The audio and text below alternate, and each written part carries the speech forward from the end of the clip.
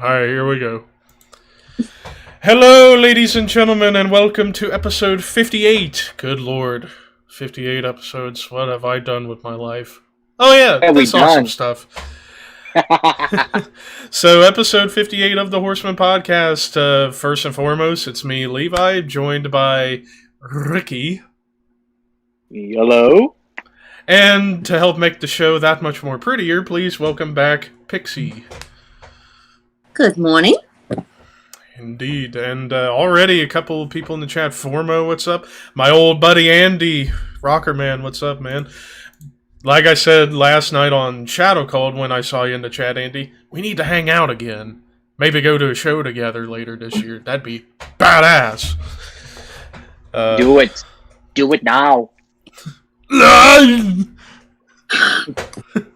So this time around for this episode, an interesting topic because it's definitely one you gotta really think hard about, and that is the top 10 metal bands with no bad albums. And there are quite a bunch out there, but not that many out there because a majority of metal bands have at least one clunker in their career. So this is the group of bands we're going to be talking about are what we would call the elite of metal, essentially. We are the elite. Oh, Why did I say elite? I knew. God damn it! I should have known you were going to go there.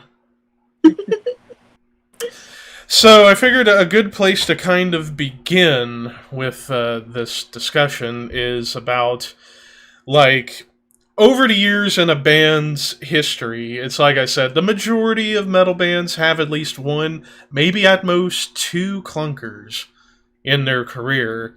And then you get the select few that release nothing but bad albums nowadays. 6 Feet Under.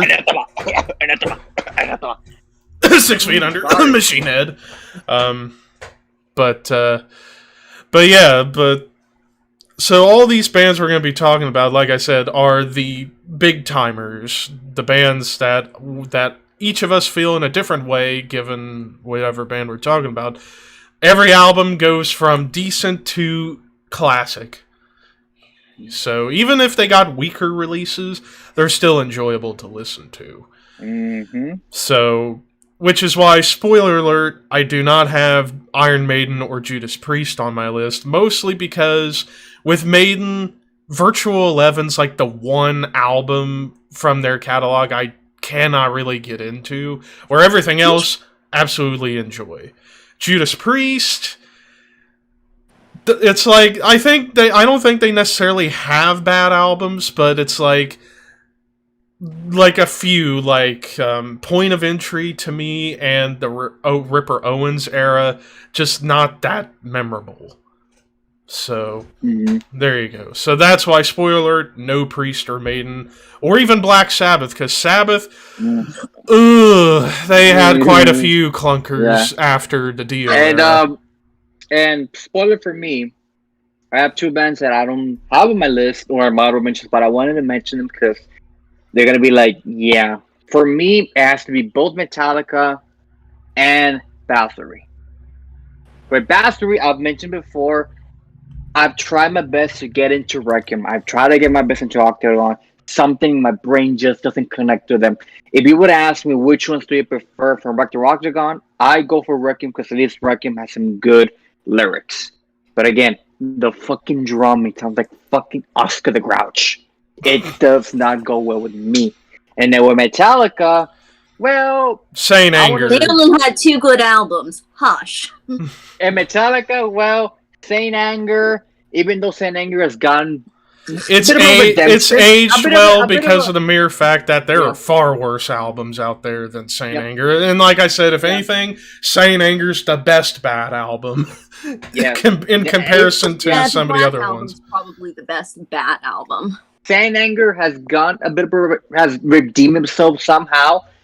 But then Lulu came out, even though some people think it's not canon to Metallica. I don't think it's canon, but still, it was pretty bad. But on paper, Metallica with Lou Reed sounded like a good idea. And I love Lou Reed, and I love Metallica, but the execution was... very subpar, yeah.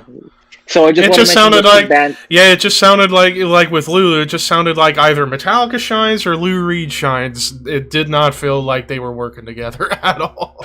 And I also, don't know if they actually did work together or if they kind of sent stuff back and forth and just went smush. yeah, Because that's Yeah. how it felt. and also, the album's remembered for one thing: I am the table. a meme on Botchamania for the wrestling crowd out there. So there you go. We have I am the Antichrist, I am the law, I am the table. and Megadeth's I don't know. Yeah. So, but yeah, it's like some people think, Oh, yeah. because I got it. I am without a bassist. Oh Jesus. But yeah, like Ricky said, the only reason I didn't have Metallica on my list is because Saint Anger. If they did not have Saint Anger, they would have been on my list for sure. But And for Saint me, Anger, and the only reason I have Saint Anger in my collection is because it was given to me as a Christmas present. somebody hates you. No, trust me. There's one album that if I ever give Levi, he'll hate me for life. I know, don't you dare bring it up right now. But I'm not anyways, gonna bring it up. But when it comes to Metallica, they had 2 good albums. One pretty decent album, and the rest is shite. In my opinion. And my opinion is correct. so now with all that said, moving on quickly from that, now let's talk about our honorable mentions. Well, Raphael is here now. Raphael joined us just in time, my friend. Hold on. You're just in Just time in as we're time. just getting started with honorable mentions for this episode. So, but before we get into everybody in here, let's talk about Archer and Hannah's honorable mentions. So, Ricky, Yes. you got their list ready? Yeah, I got their honorable mentions. So for Archer's honorable mentions, he had Insomnium, Dream Theater, Devin Townsend, Fear Factory, Samael, Racer, AC/DC, and XDEO. Xdeo. And XDEO. And for Hannah's honorable mentions, she had Alcest, Insomnium, Solstafir, Emperor, Opeth, Between the Buried and Me, Ahab, and Imperium. So those are their honorable mentions. Interesting. Alright, now time for everybody in here. So I shall begin. I had 10 honorable mentions.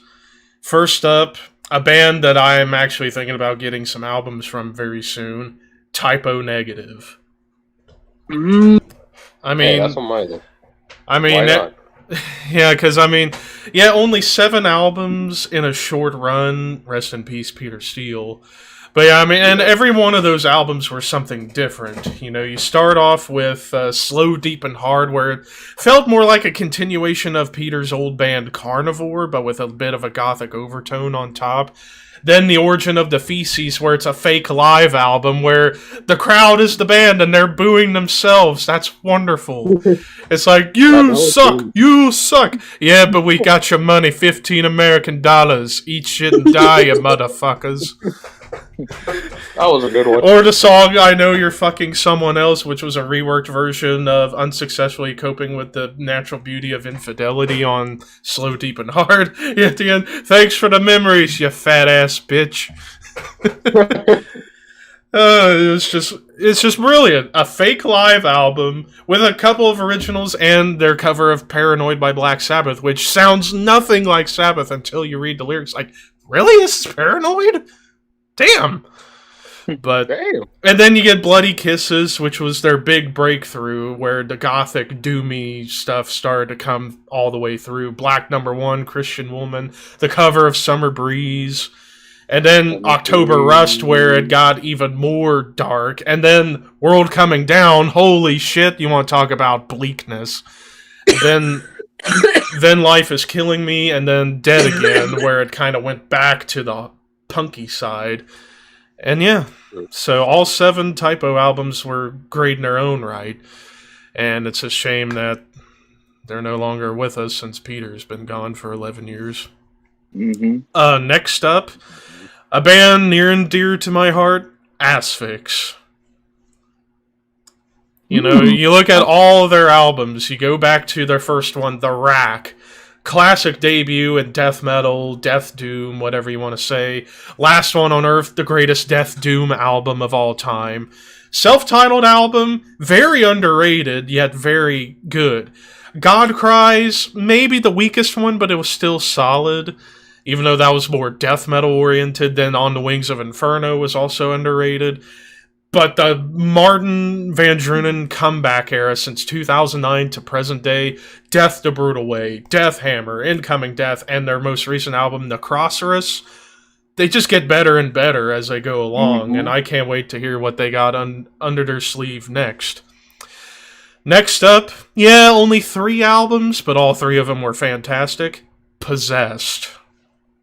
7 Churches, the album that arguably began death metal to some degree. Beyond the Gates, a very underrated thrash album. And then Revelations of Oblivion, their return a couple years ago. Even though I had my critiques on it, and it led me to having a conversation with Jeff Becerra, and he was really cool about it. I loved it too, so there you go. I actually need to get Revelations of Oblivion, then I'd have all 3 albums, including the Eyes of a Horror EP as well. So, Possessed. I can send them to you. Next up, one of the most underrated thrash bands of all time, Death Angel. Oh, nice. You know, you had their first 3 albums in the late 80s through 1990, Ultraviolence, Frolic Through the Park, Act 3, which I do have. And then when they came back in the mid-2000s, and they've been on a tear ever since. And thank you for hosting, Pixie. Yay! And Batista scaring me half to death with, "Ah!" But anyway, so... But yeah, Death Angel, ever since they came back in 2004, they just keep on putting out really good albums. The Evil Divide from 2016, that was like one of the best albums of 2016 for me. And... I hope to hear what they got under their sleeve coming soon. Next up, I have all their albums. Dark Angel. We go from one angel to another. We go from Death Angel to Dark Angel. I have all 3 of their primary albums. Darkness Descends, Leave Scars, Time Does Not Heal, all different styles. My personal favorite being Darkness Descends. It was just some of the most brutal, evil thrash at the time next to Slayer during 1986. Then Leave Scars, where it got a little bit more raw, and then Time Does Not Heal, where they got increasingly progressive with their songwriting, with long songs but so intense.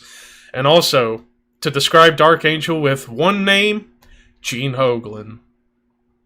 Hungry Hoglins? What? So, next up, Cannibal Corpse. Yeah, that's on my list. On my list. Yeah, Cannibal Corpse, I mean, even though they may have some lesser albums, they're still really fucking good. You know, you start off with a thrasher of Eaten Back to Life, and then they fully grasp the death metal sound, Butchered at Birth, Tomb of the Mutilated, The Bleeding. Then you get the Corpse Grinder era, Vile, Gallery of Suicide, and then you go, even their most recent album, Violence Unimagined, that came out a few months ago, that was fantastic. And now that they got a great guitar player in Eric Rutan in the band, hope he gets to write more. Even though he wrote 3 songs, I hope he gets more to do on the next one, whenever that may be. Next up, Pixie's probably gonna kill me for these next 2. Next up, Immolation. It's on my list. Might be my number 1. Yeah. But yeah, Immolation, I mean, along with Morbid Angel, the masters of dark, evil death metal. Like, really, after 2000, Immolation kind of took Morbid Angel's place as being the darkest death metal band out there. Some people may say Incantation as well, but I'd say Immolation was a little bit darker. Also on my list. But, I mean, yeah, you start off with a classic debut in Dawn of Possession, and then Hereinafter, Failure of Gods, another personal favorite, Close to a World Below, Unholy Cult. And then even their more recent albums where it's like lyrically they've moved away from the anti-religious stuff and into more societal stuff. It's still fucking dark and heavy. Like Atonement I really, really liked. So I hope we get something from them in this year or next year. That'd be sweet. We don't text ask. But next up, Suffocation. Nice. I mean, along with Broken Hope, the pioneers of the brutal death metal style, and like Effigy of the Forgotten, Breeding the Spawn, Pierced from Within, and then even in their return from 2004 to present day with albums. And it's like, yeah, they go through lineup changes faster than I change my socks, but still, for that. Yeah. But still, they managed to pull out some heavy, brutal shit out of their asses to this day. And even though you don't have the voice of the band anymore, Frank Mullen, Ricky Myers does a solid job. Be curious to hear what he'll do on a studio effort before too long. Next up, a personal one for me, Avenged Sevenfold. Ooh. Like, and I'll even say I think their worst album was their debut, and it was just a decent album. It was like a way to they were dipping their toe in recording at the time. And then Waken to Fallen, which is one of my favorite albums ever, where they gradually started to move away from the whole metalcore thing, incorporating melodic death metal, power metal, thrash metal into their sound. And then from City of Evil to present day, they keep evolving and keep changing, which is really cool. Like, no album of theirs sounds the same. Like, you know, sounding the Seventh Trumpet, more on the punk side of metalcore. Waken to Fallen, way more on the metal side. City of Evil, straight up metal with speed metal influence.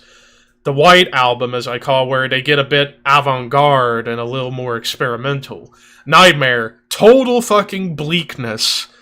Hail to the King, yeah, they kind of caught some flack for sounding similar to Metallica and Megadeth, but it was meant to be more classic heavy metal. And then their most recent album, The Stage, where they're pretty much a prog metal band now. So Avenged Sevenfold released that new album already. For fuck's sake, come on. It's been 5 years. Yeah, dude, come on. And come to Well, Florida they did say that they're probably going to release the new album next year, which, hey, at least we got something. But yeah, The Stage, I thought, was their most unique album because embracing their influences of Dream Theater and Pink Floyd, basically going full-on prog. I mean, a 16-minute song called Exists where they get Neil deGrasse Tyson to do a spoken word part. That's pretty cool. Their drummer isn't their drummer from Dream Theater? No. Well, yeah, Mike Portnoy did play on Nightmare. I forgot about that. And did an amazing job.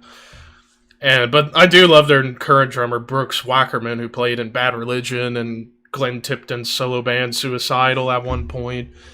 Fucking playing blast beats, black metal even, on an Avenged Sevenfold song, which was really cool.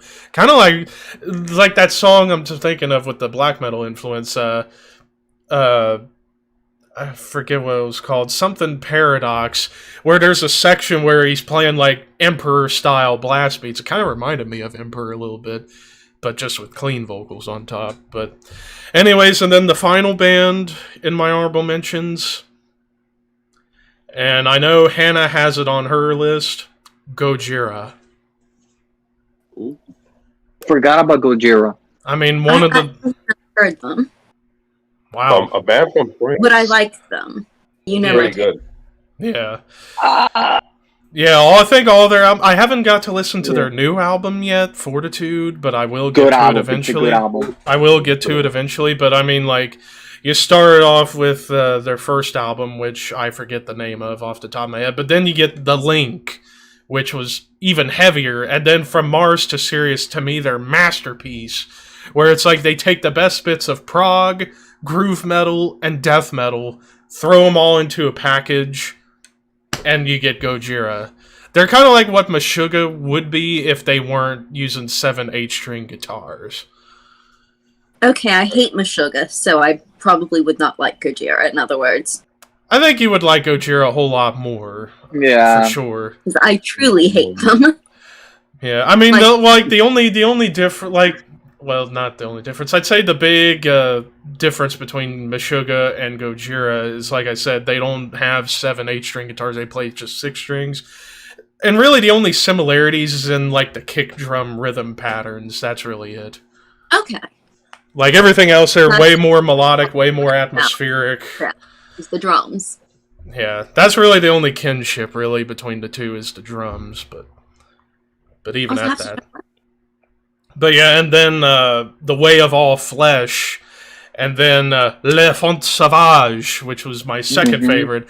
And then even Magma, where they got a bit more simplistic, but it was still very catchy and very cool. And then Fortitude, like I heard a couple of the singles, and it was really good. And it kind of sounded like they went back to the era of Le Font Sauvage, but still maintaining a bit more melody than typical, but still heavy stuff, great vocals, like there's some solid cleans, some great mid-range, and some good gutturals on occasion. Plus, not to mention, it's like also a good comparison point for Gojira in terms of like some of the riffs. Kind of reminds me a bit of Morbid Angel at times. Not all the time, but a little bit, like a little sprinkling. It's like if I were to... I would say Covenant era would be a good comparison because it's slower. So, there you go. But those were my honorable mentions. So, Typo Negative, Asphyx, Possess, Death Angel, Dark Angel, Cannibal Corpse, Immolation, Suffocation, Avenged Sevenfold, Gojira. Ricky. 1, 2, 3, 4, 5, 7 honorable mentions in my list. First of all, Marilyn Manson. Now, I know what you're thinking. I know what you're thinking. Really? I'm going that way. I've always liked Manson, even though lately, there's a thing with all that. But as a story, I've always enjoyed Manson stuff, and I've always liked the shock rock, glam, everything that he covers in different albums. From an album right here, from Antichrist Superstar to Mechanical Animals to We Are Chaos, his brand new album, which I think is probably one of his best albums he released in the past 5 years. And then, of course, we have some dots like The Pill Emperor, Heaven Upside Down, but more electronic, industrial, which bluesy, which kind of hit me for a bit. But, eventually I grew love into those albums. But again, for me, Manson has no bad albums because every Manson album is different. You can get shock rock, you can get industrial, glam metal, progressive, sometimes even at times just bluesy. Next up, Pink Floyd. Wearing the shirt. The thing about Pink Floyd is that they don't have bad albums. They have some of the best albums or works, everything they have. I mean, from The Wall to The Dark Side of the Moon to Animals. I mean, come on, it's Pink Floyd. It's one of the best progressive bands of all time. You cannot deny the impact Pink Floyd has had on not just rock, but metal as a whole. Next up, a bit of a personal favorite of mine. Next to probably Swallow the Sun and My Dying Bride, I think probably one of the best melodic death metal bands who are highly underrated but don't get a lot of respect, of Hisham Trist. They've been doing this for almost 26 years. They're great melodic death metal band. All of the albums are great, from the debut Nevidium, The Pathway, the recent, their biggest album to date, Giving Yourself Away, Mortis Viri, and The Death of Gaia. If you like melodic, death doom, atmosphere, grandiose death doom, hit them up. Next up, Cannibal Corpse. Again, no bad albums. Every single Cannibal Corpse album is different. A lot of people think, they prefer the freaking. Some people like better the Barnes era or the Corpse Grinder era. I don't know why I was forgetting their names. Corpse Grinder or the Barnes era. I'm like, I like them both. To me, I like them both. They have no bad albums especially those album covers. Come on, I mean, one of the best album covers of all time. Next up, again, a bit of a personal taste of mine. Cradle of Filth. Ooh, yeah, I remember. Again, Cradle of Filth is one of those bands that's been highly debated because they started during the second wave of Norwegian black metal. Started out black metal and then they went symphonic goth. Yeah. Yeah, even though they were not really part of the Norwegian black metal, but again, they kind of associated with it. At first, the first two albums, they were really, really black metal. But again, as they went on to Cradle and the Beast, more symphonic, kind of they took the Demo Borgir route, even though Cradle of Filth, to me, did it better than Demo. Just saying. And Danny Phil's voice is unique. Yes. To this day, I don't know how the hell he can do it all. He can go high. He can go. You exactly how he does it because my friend Adina went on tour with him, and it is a stack of effects processors as tall as I am. And again, seeing Cradle of Filth live, fucking amazing. They are literally back there behind where the keys are. It's Next up, really amazing stack. Next up, Ice Earth. Good call. Again, lately with what's happening with the whole, what's happening, a lot of people, which is all stupid, and people should shut up about it because what did John Schaefer do wrong? Nothing. There you go. A lot of people protest. But anyways, a lot of people been getting more into Ice Earth, including myself, because I thought the albums are gonna go out of print. Thankfully, they have not. Yeah. So they're still trying to get all of them. Like for me, Horror Show is probably one of my favorites. The Glorious Burden's another one. The Dark Offerings. Saga. The Burnt Offerings. Dante's Inferno, for fuck's sake. The greatest power metal song ever written. Yeah. So again, Ice Earth being an American power band from Florida, which is kind of hard for an American power metal to go to the Atlantic and to the Pacific and all that. It's the testament of how much the band is. Yep. Last but not least, and if Hannah was here, she would have kicked me in the nuts for having the honorable mentions. Agalok. Yeah.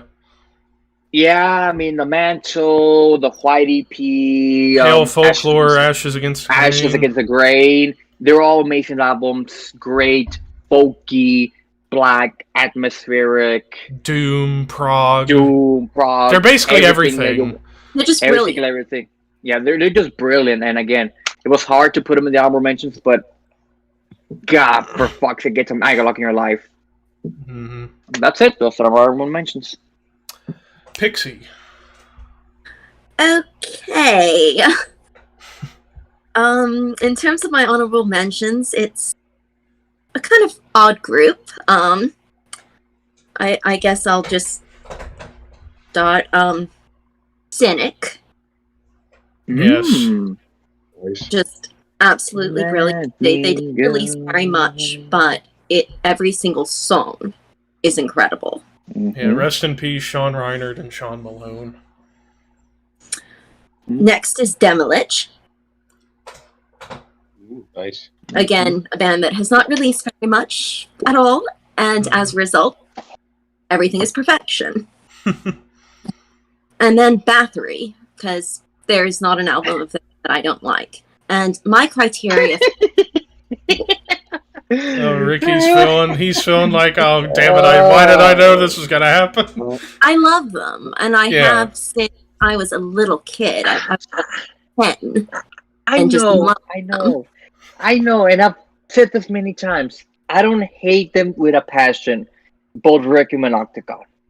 I cannot. You just can't picture Bathory playing thrash. That's what it is. Yeah. Probably that's the reason. Even though they've always had a thrash sound. I know. Candles is pure thrash. I know. Probably the production in the 90s that just throw me off. Probably if the production. Yeah, maybe that was it. And the drumming, maybe that would have been a lot better. But go on. But yeah.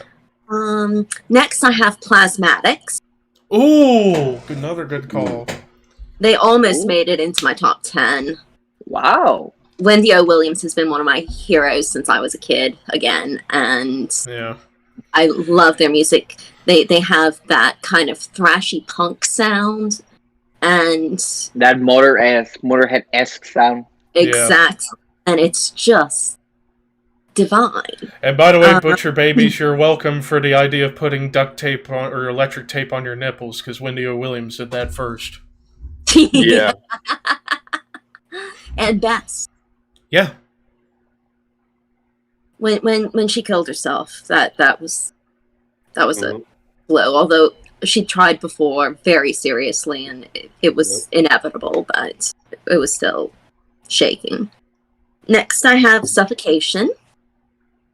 And even though in Suffocation and Immolation are my two favorite bands, but I didn't just go with, do they not have any bad albums, but do I love every album? Right. And really everything that they've released since they got back together, I've liked, but I haven't loved. And no, I will not miss seeing them for anything. I absolutely love it. I worked merch on tour with them when Laura was pregnant at one point, so truly love. Just don't love those newer songs, the newer albums, to the extent. Next, I have Acid Bath. Interesting. My taste is a little weird, but then I have Possessed for the obvious reasons. Everything that Levi listed. Then I have Iron Maiden. Because They're on my list. I do love all their albums, but not as much as I do the ones in my top 10. Yeah. Yeah.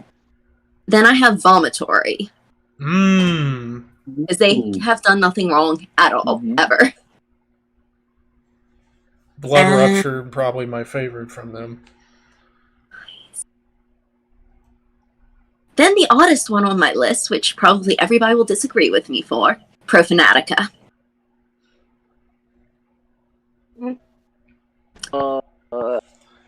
I mean, there is the video issue, but which is unwatchable. I tried and I gagged. Yeah. But musically, and most people talk about them for the blasphemous shit, not the music.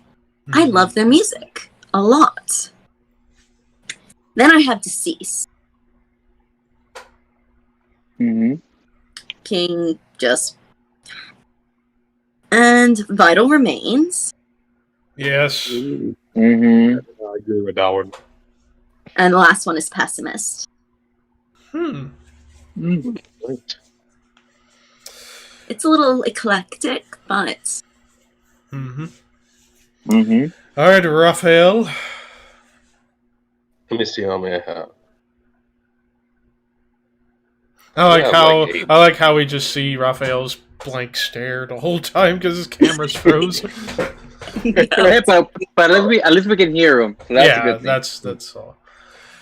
All right, the first one I have on my list is Typo Negative. Pink Floyd. And then I have Black Sabbath. Yeah, a couple maybe, but I did like mostly the Deals era. Ozzy's era was good at his own way. Yeah. Next one I have Nirvana. Yeah. Wouldn't call it metal, but I would definitely call it. There's nothing. Hard their rock. albums are great. Their unique grunge sound that they started. And I'm still mad at Cancer Bats for putting Melvins as the godfathers of grunge. I'm like, well, Melvins are the godfathers. Well, they are. They are, because without Melvins, there is no Nirvana, there is no Soundgarden, there is no Alice in Chains, Pearl Jam, or anybody. Like, it's Melvins, and then Nirvana, they're like... And then there's everybody else. And I also have Trivium. Even though Silence of the Snow, it was okay, but I mostly preferred the Becoming the Dragon. The Crusade. Yeah. I mean, I would have said Trivium, but they had to albums like In Waves and Vengeance Falls. Especially Vengeance Falls, I did not like. Which they put the sound down in the sky in 2 albums, if I'm not mistaken. Mm-hmm. I also have Avenged Sevenfold. Mm-hmm. Not as much as the sound of the trumpets. It was okay. That was the very beginning. So of course they're gonna Raw sound beginnings, bad. yeah. I have Emperor. I can't believe I forgot them. I forgot about Emperor. I also have Fire Wind. Oh, that's his list, number 7. I have the band Fire Wind. Gas G. I have Blind Guardian. Ooh. I got Ozzy Osbourne. Okay, I'll pass with Ozzy. There's some in the mid to late 90s, mid yeah. 2000s. They're like, man, but I'll pass you. I'll pass you Ozzy. I'll pass you with Ozzy. I also have one of the uniquest bands that created a theme of pirates, even though they were not the first ones to do it. It's Hailstorm. Yeah. Yeah. As soon as you said pirates, I knew where you were going. Yeah. Even though people will say Port Royal, but no, I prefer Hailstorm. Well, then again, the band that started the pirate thing was Running Wild, so... Yeah, I agree. And they could have been a contender, too. Mm-hmm. And I have Cradle of Filth as well. And even though people are going to say, why is this one not on your list? Especially since they were the biggest death metal bands out there, and that is Bolt Door.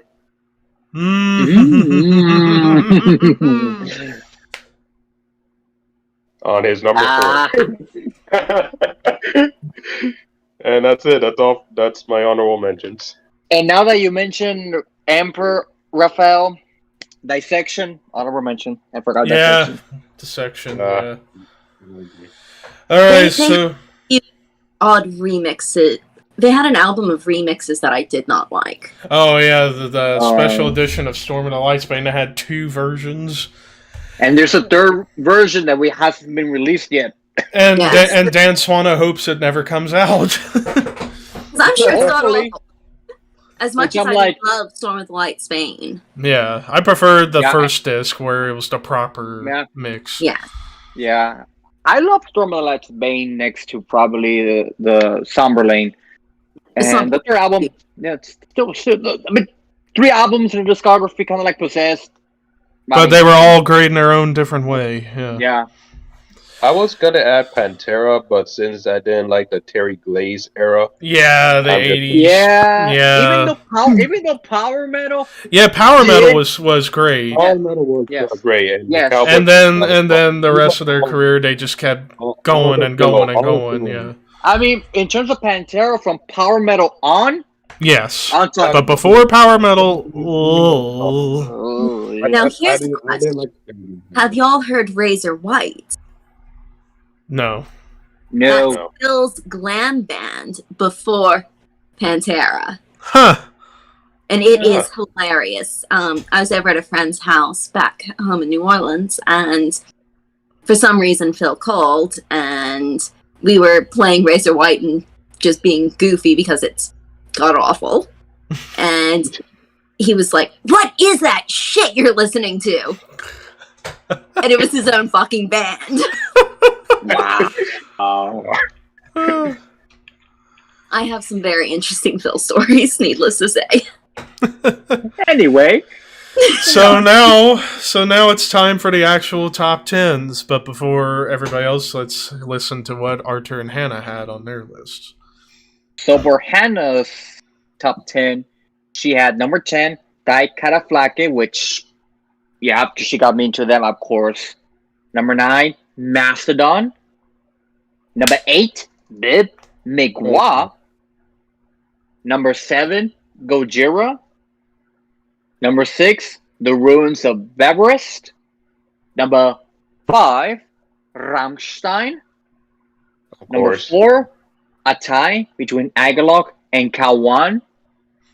Number 3, Panopticon. Number 2, Enslave. And her number 1, Over.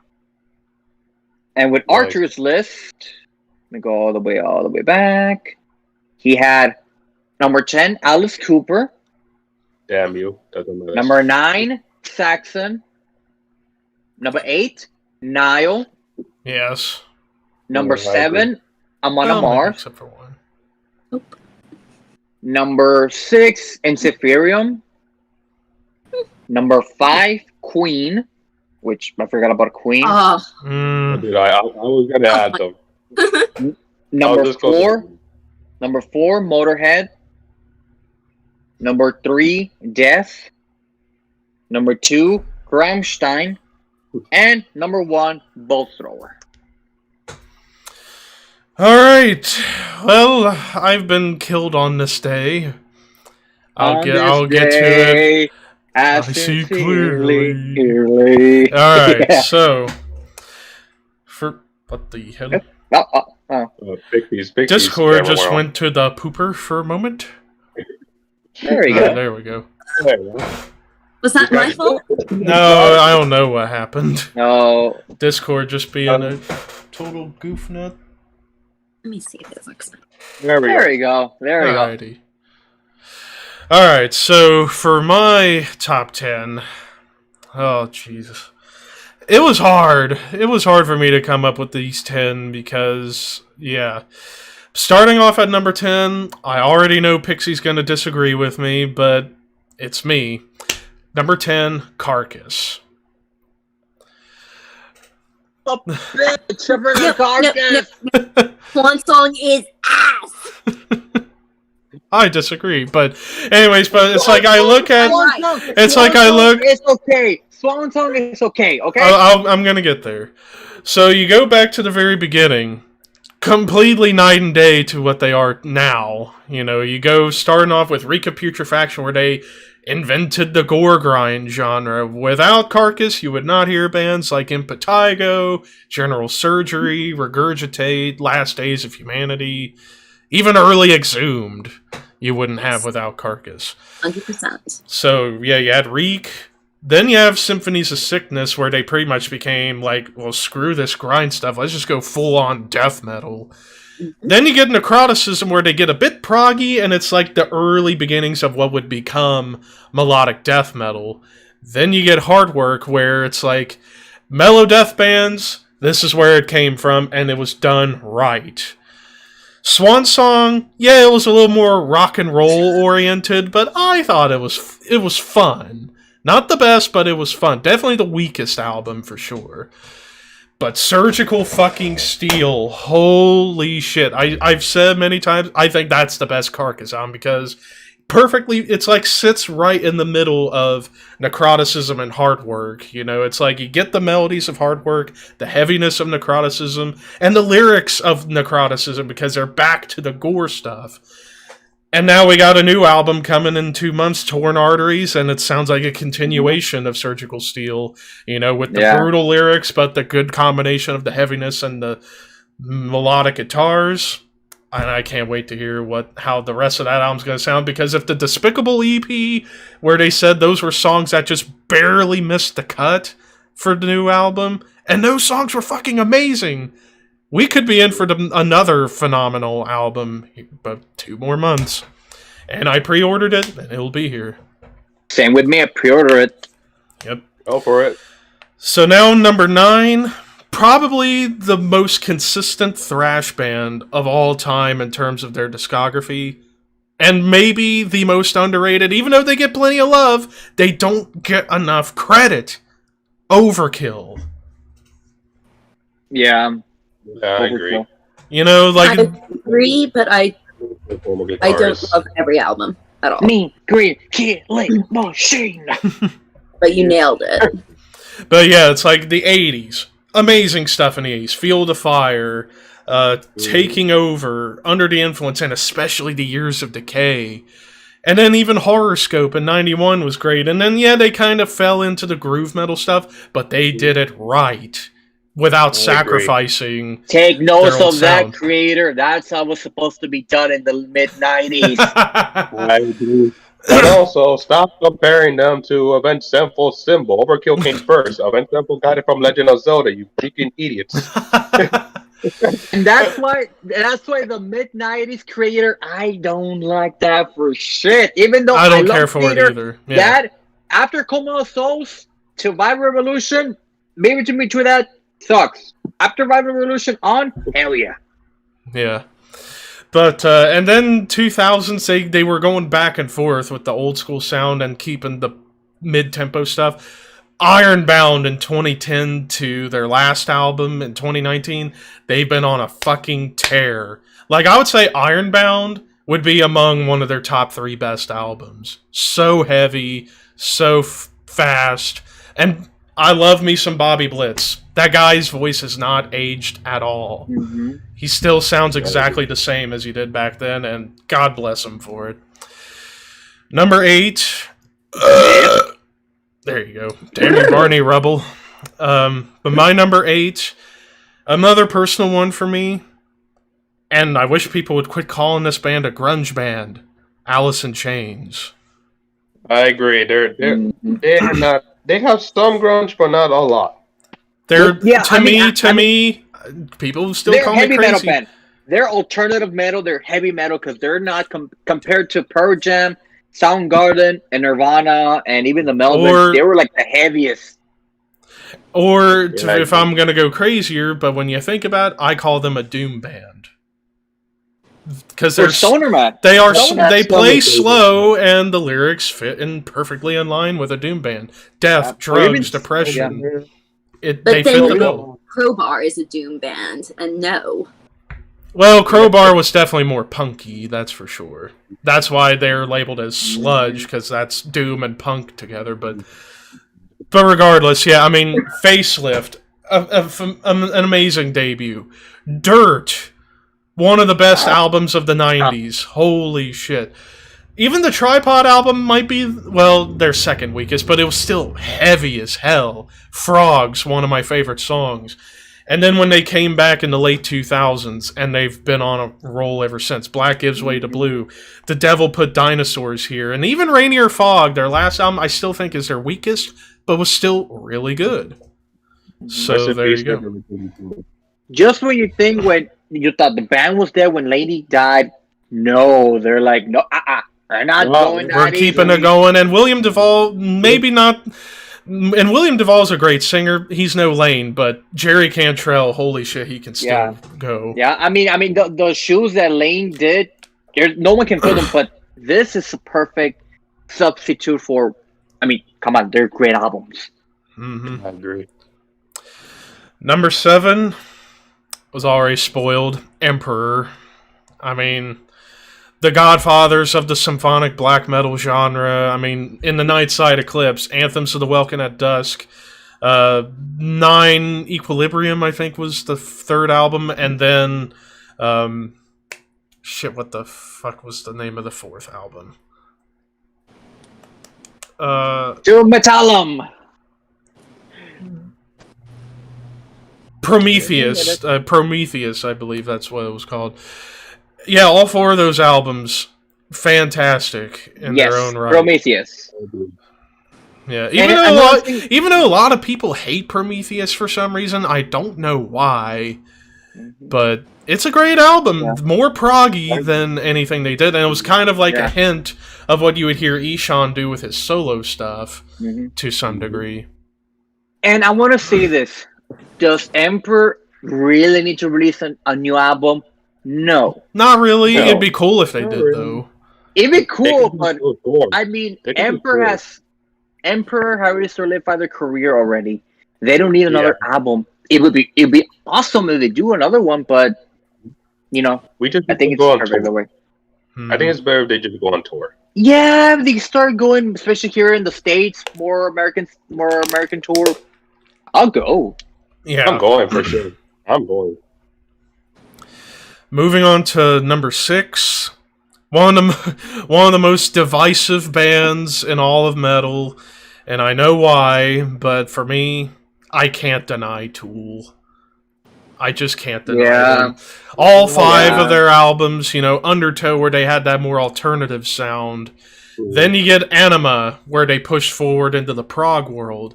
Lateralis, my personal favorite, where it's just so experimental. 10,000 Days, keeping on that theme. And then even Fear Inoculum, their new album, I really, really enjoyed. I did like their unique music videos, like kind of like a similar to Tim Burton's way of creating movies. Yeah, movie music videos. Yeah, you can definitely tell they were inspired by Tim Burton. And also with the clay animations, it's really, really cool. And Guns N' Roses, that's how you do a comeback album. Yes. I agree. I was going to add them, but then when Chinese Democracy, fuck that. Fuck that shit. Fuck that up the asshole. But yeah, Tool, only 5 albums in the span of nearly 30 years. Every one of them was impactful in their own way.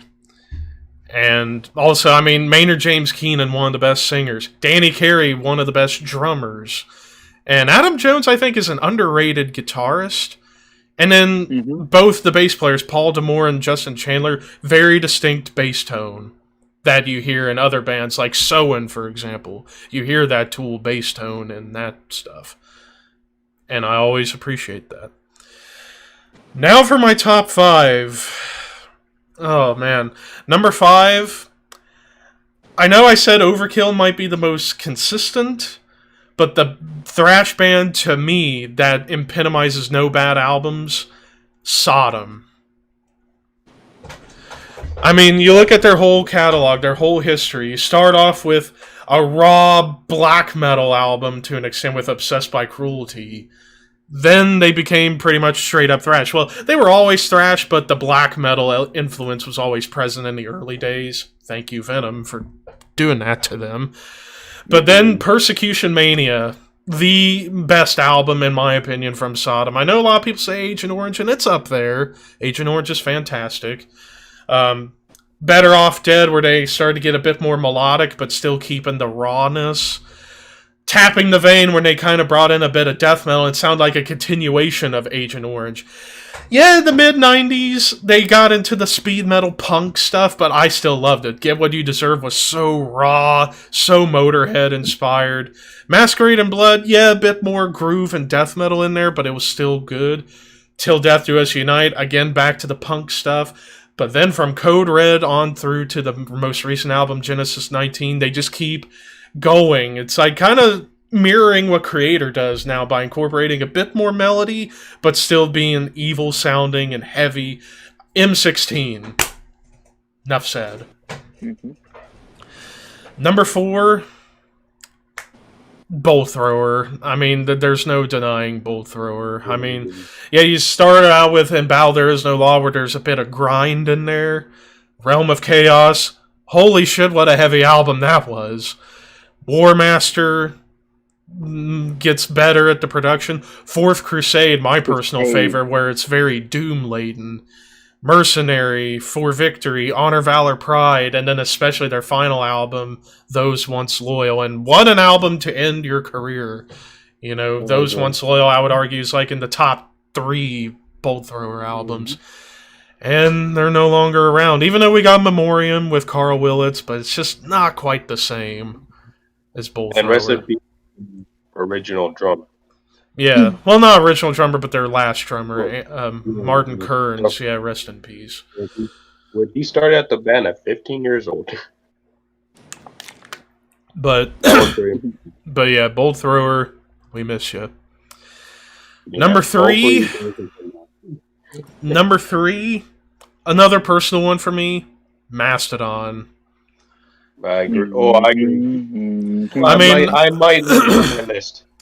Mastodon, they've been one of my favorites since I was a teenager when I first heard Blood and Thunder and Oblivion. You start off with Remission, where it's sludgy, thrashy prog. Then Leviathan, where they go full-on Moby Dick. And it was an amazing concept album. Blood Mountain, where the clean vocals started to shine through a bit more. And I loved it. But Crack the Fucking Sky. Only 7 songs, but they were all fantastic. And Braun Daler, the drummer, one of my favorite drummers of all time, and one of the funniest dudes I've seen as well. Also a great singer. He can fucking sing his ass off. The Hunter, yeah, they started to go more commercial, but I still thought The Hunter was great. Once More Around the Sun would be, in my opinion, the weakest, but it was still solid. Emperor of Sand, where they kind of go back to the prog, and I can't wait to hear what they have coming soon. Mm-hmm. So yeah, Mastodon. Mastodon, my number 3. My number 2, I can already see Pixie's reaction from a mile away on this one too. But for me, all hail Opeth. I love Opeth. I knew it! I fucking knew it! But yeah, Opeth, I mean... Break my heart. Don't break my heart. My achy, breaky heart. No, it's sawing you apart. Let's get it right. But I mean, Opeth, yeah, it's 13 albums going, and to me, all of them were either solid to fucking classics.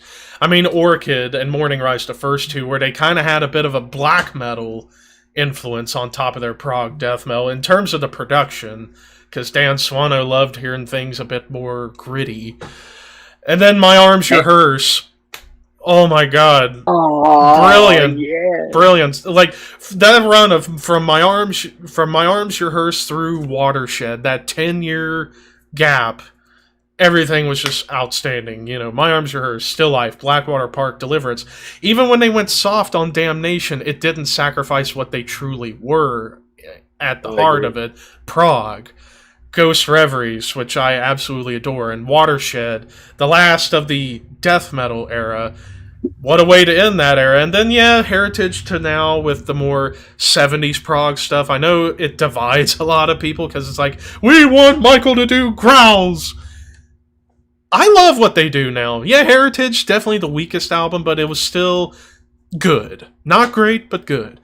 It just gets better. Like, Pale Communion was a big step up. Sorceress was when we started to get a bit of the metal back. Mm-hmm. And then their last album, Incauda Venenum, you could argue is like that perfect in middle ground between 70s prog rock and prog metal.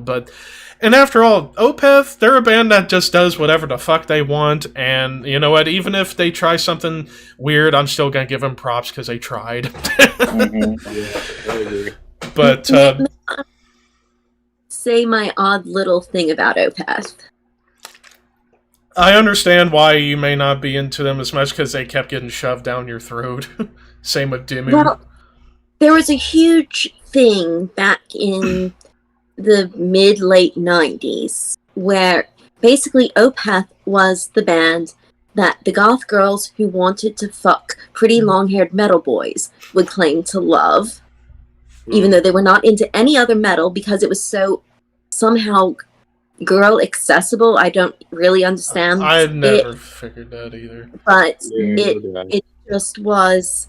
And then as a girl who was into pretty much gore grind and straight up death metal, just conversations that I wanted to have with people, like I'd just be dismissed out of hand because, oh, okay, you're a girl. You claim to like metal. We won't give you a chance to say what you like, but you're just trying to get pretty long-haired metal boy dick. And, oh, let me guess, you love Orchid.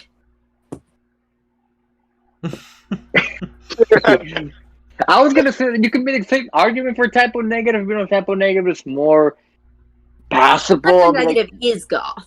Yeah, like most of the guys who were at the death metal and grindcore shows that I went to, they liked Carnivore, but they hated Typo. But it was a very odd era.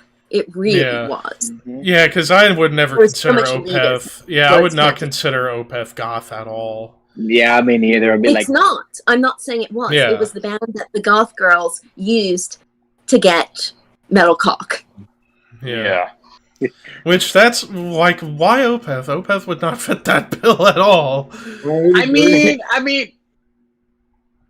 now that I'm thinking about it, Maybe it's because of Michael's clean voice. I don't know. Maybe that's what it boils down to. But That's but my I best mentioned this- assumption. but It's I mentioned- grittier than anything But that like Way I listened grittier, yeah. But I mentioned this before. Do you just go by the rhythm or by the voice? How are you gonna? I don't know. It sounds like I need to have a conversation with one of these chicks. I was not friends with them, trust me. Good. But anyways, now that this is the answers that we need to answering to. We need to know. what? I don't know. Anyway, continue. They're probably all dead of like syphilitis or herpes AIDS by now anyway. Then again, a lot of them were also there, at least in New Orleans. So they're probably dead from that. Mm-hmm. But so after going down that rabbit hole, so now on to my number one, and seeing Pixie's reaction at one point when this band got brought up, but I still think like everything that this band has done is classic in some extent. Drum roll, please. It is Death. I mean, you go back all the way back to 1983 when they started as Mantis, and then, oh my god, I mean, every album was classic to a certain style of death metal or extreme metal in some capacity. Scream Bloody Gore, the real beginning of death metal. Yes, Seven Churches paved the way, but Scream Bloody Gore perfected it. I agree. And also, Possessed did make a song called Death Metal. They did, However, but to me, like Possessed, it's like the argument I say of why Possessed isn't straight up death metal, way too thrashy. I agree. Way too thrashy. Whereas, yes, Scream Bloody Gore had those thrash moments, but they were able to break them up with doomy or mid-tempo sections, and that's what death metal is at the heart of it. Voice. So, and also Chuck's voice was a little more guttural too than Jeff. Yeah, Becerra. I mean, Chuck could have a bigger range than Jeff because Chuck could actually go high pitch. Mm-hmm. Yeah. So after Scream Bloody Gore, then you get Leprosy, which pretty much ultimately perfected death metal. Perfect album. And then you get to the 90s, starting with Spiritual Healing, where it's like, it's still gritty, but you start to get the hints of the more proggy side that would come for the rest of their career, but still retaining a rawness to it. Then you get Human, where they go full-on prog. Then Individual Thought Patterns, where it's still full-on prog, but incorporating that Steve DiGiorgio fretless bass sound that I absolutely adore.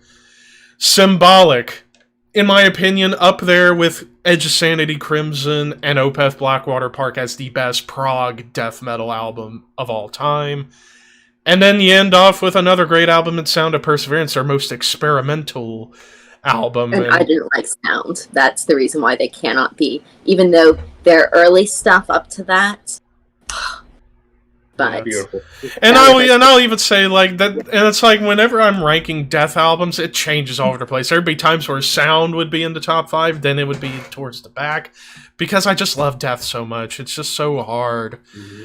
Like all 7 albums, they're all memorable classics in their own right. You know, first 2. Classics in traditional death metal, then Spiritual Healing, that early starting of the prog stuff, then Human, Individual Thought Patterns, Symbolic, perfected the prog death metal style here in the States, and then Sound of Perseverance, where they get a little more melodic and a little bit more technical and a little more all over the place. And Richard Christie on drums, such an underrated drummer. Holy shit. But, and you could definitely, and it's weird to think that most of the songs on Sound were supposed to have been Controlled Denied songs. Yes. Mm-hmm. And if they would have been on Controlled Denied, they still would have been great. Even if you had a clean vocalist, still would have been fantastic. I think they would have been better. They would have fit better for sure as Controlled Denied for sure. And that's kind of part of my issue with it. It was the wrong band, just like what they did with that weird Techno Morbid Angel album. Oh, fuck Elude the Venom Anus. Exactly. Because that it would have been something cool for people if it was a side thing. Yeah, if Trey had that as a side thing, it would have been better, but not in Morbid Exactly. Angel. No. Fuck That was like taking all of us fans and bending us over and ass raping us. Fuck that album next to China's Democracy and freaking Catharsis. Catharsis and freaking Graveyard Classics 2. So yeah, that was my top 10. Carcass, Overkill, Alice in Chains, Emperor, Tool, Sodom, Bull Thrower, Mastodon, Opeth, Death. Pixie, you're up now. Oh, goodness. And, okay. So, with the exception of my number 1, the order of these is totally random because I could not order them. Because every single one of these bands, I love every single album that they've put out. Not just but would happily sit there with my headphones in and just have them on repeat for a couple months straight, like one band for months. So, I'll start at the bottom because my number 1 is just at the top. Autopsy. I forgot. Well, Autopsy, I wasn't a big fan of the album Shit Fun. I guess I was everything that they did, even though there were some that were a little different than I was expecting when they came out. It was like second listen, I was just like, okay, I'm gonna listen to this for a week straight. And hell, that album Mental Funeral helped along with Paradise Lost Asphyx, pioneered the Death Doom style. And they really managed to combine a lot of different sounds and do it in a really unique way at the time. And just have a lot of respect for them. Next would be Dismember. That's another good call. Several of their albums sound very similar. Like, I literally can listen to them, and I, as a huge fan, might for a second be like, which album is this? But like an Ever-Flowing Stream, such a classic debut. Yeah, to start that strong and keep it going is just something amazing. And they're back together. Maybe we get a new album before too long. and I did not tweet. I promise. I'm sorry for everybody's ears, but it wasn't me. It was Levi. Oh, come on. Next I have Gorguts. I forgot about Gorguts. Another band that totally changed what they did. And they did both styles perfectly. Like, when Obscura came out... That more avant-garde technical style, good lord. It blew my mind. I've tried air drumming to that song Obscura, and it's like I get lost all over the place. It's so complex.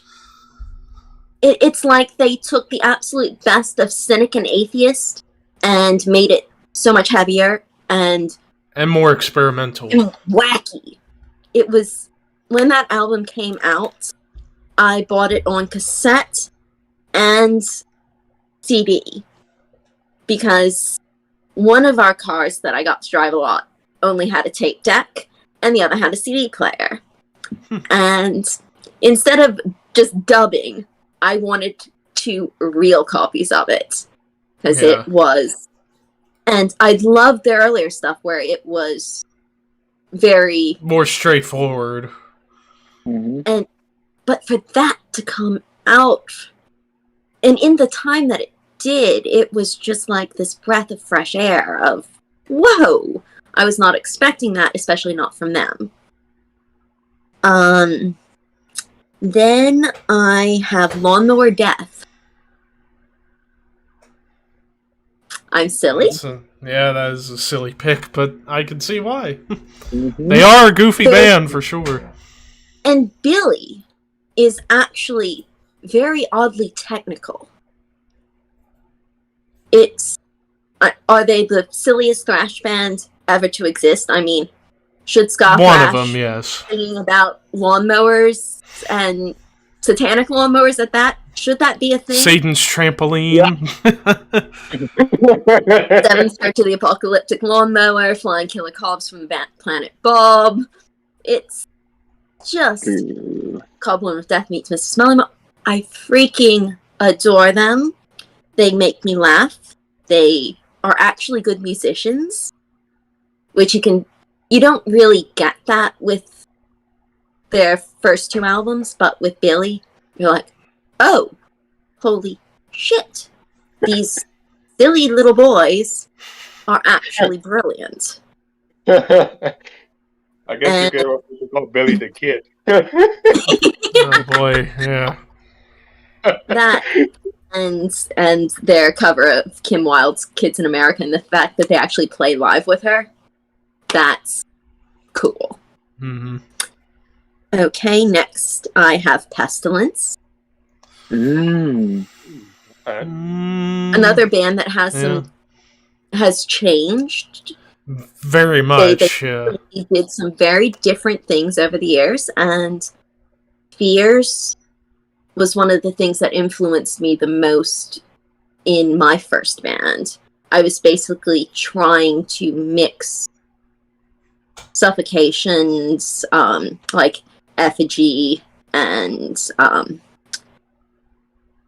Breeding with Fears. Failed, in my opinion, but it was what I was going for. Yeah. I mean, I'll say this about Pestilence. It's like, I'm not as much a fan of their modern stuff since they came back in the late 2000s. It's like early 90s back, yeah. And also, I cannot really stand Patrick Mamely very much anymore. Because, fun fact, Ricky knows about this. This happened recently.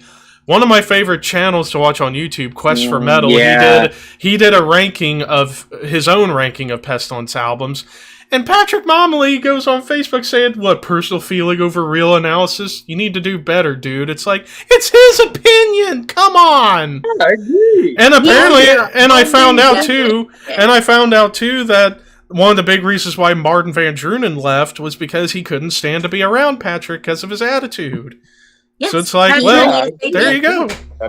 Patrick, stop being great guitarist, great guitar player, and a great vocalist, but jeez, what a butthurt bastard.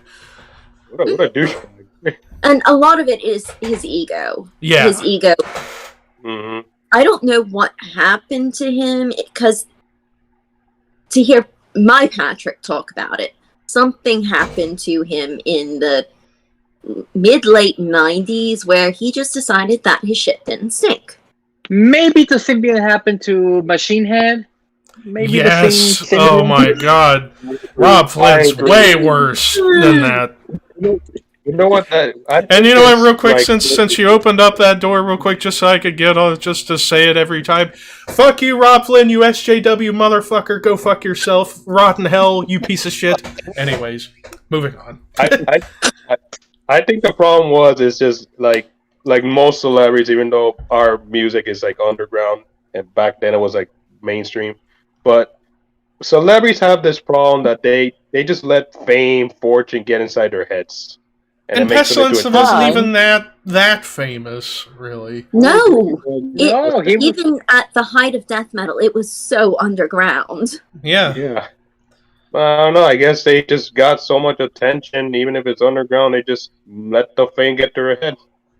Actually, it's more underground at its height than it is now. Yeah. Mm-hmm. But moving on. Yeah, that was a massive rabbit hole. Sorry, I tend to do that, don't I? Next I have Atheists. Yes, I forgot about them. Isn't it nice having an old lady in your group?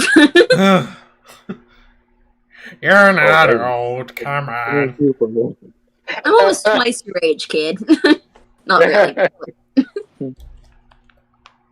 Not quite old enough to be your mom, at least. Old enough to be my big sister. Yeah. Because after all, I had a brother who would be a year older than you if he was still around. But I digress. And you are my favorite baby metal brother. Oh. So much love. Then I'm sure that y'all will recognize this name. I do have Hell Witch on my list. That's an interesting underground choice. I mean, they only have 2 full-length albums and a hell of a lot of demos and EPs and weird stuff. But yeah, I do love my husband's band. Are you okay, Levi? He's like, I forgot. Oh my god, what the fuck did I just read? What the fuck did I just read in the chat? Oh dear, let me see the chat. Andy, you crazy motherfucker! Really, Rocket Man? Andy, if the next time I see you, I'm gonna shake your hand, but also slap you in the face for being both a dickhead but a trooper. That's a cute cat. Oh my god! Hello, kitty. Hello, Ricky, you're tilted to the side. I know. Just fixing my phone. Oh my god. I almost wanted to burst into tears. Anyways, moving on. I thought they broke you. Next, I have Cannibal Corpse. Of course. Everyone has. They are the band that introduced me to death metal. I had a babysitter named Gina, and she came over to my house one day and brought over a tape of Eaten Back to Life. And I fell in love. We put it in my little tape deck by my bed that was like a Fisher-Price thing. And we were jumping on my bed until it broke. And then when Butchered came out, that's actually the first album of any sort that I bought for myself, ever. And even their newer stuff, do I like it as much as I like their first 3 albums? Not quite. No. But they are all so damn solid. I have no complaints about any one. There's not a single song that I can't just enjoy headbanging to. Get my hair going and... But they really are, not only because of sentimental reasons, but they are just so damn solid. The way that they progressed and yet stayed true to themselves. It's not a thing like Dismember where every album after a certain point kind of sounds the same, but still good. They are distinct and distinguishable. The songs are all distinct and distinguishable. And then there's the instrumental from Skin to Liquid, which is, if I had to do like my top 10 metal songs, it might well be on there. It just has this sound that it feels like your skin is sloughing off of your bones. And I don't know how else to describe it. I don't have typically that thing where you hear sounds and they have a physical effect. But that is one where the sound is physical. And I can't name another band that's really done that to me. Okay, so now we are at, it looks like my top 2. Okay, so number 2, I guess, is Incantation. I did see them live. They're very good, and lead singer, awesome guy. Ugh, just lovely people, every one of them. And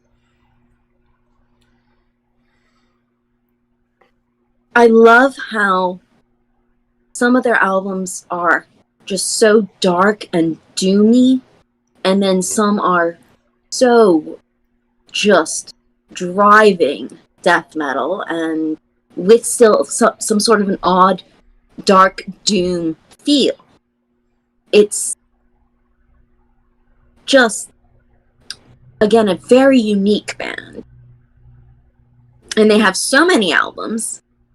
And every one is one that I will happily listen to every song on.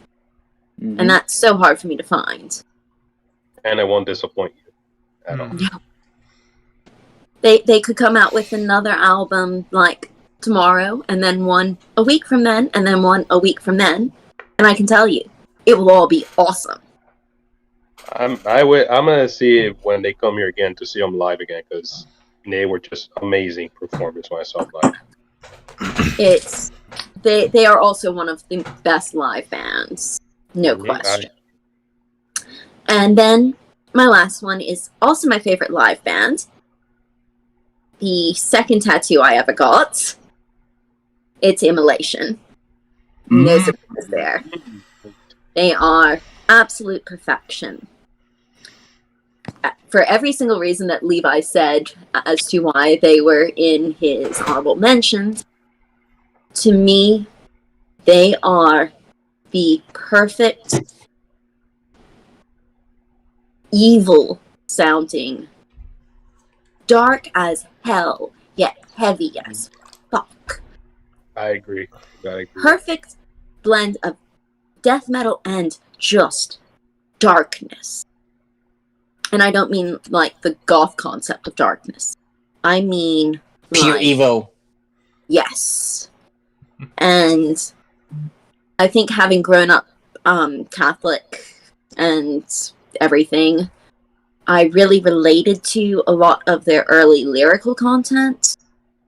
I got kicked out of Catholic girls' school when I was 6, and for reasons.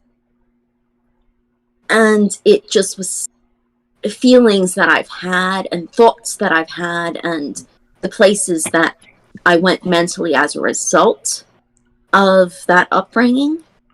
And it's actually one of the reasons why Bob and I kind of became friends, because we had some very similar experiences with that. And then, even though they have left that behind for the most part with their newer material, which makes sense in the current era, musically it's still has that just perfect darkness. And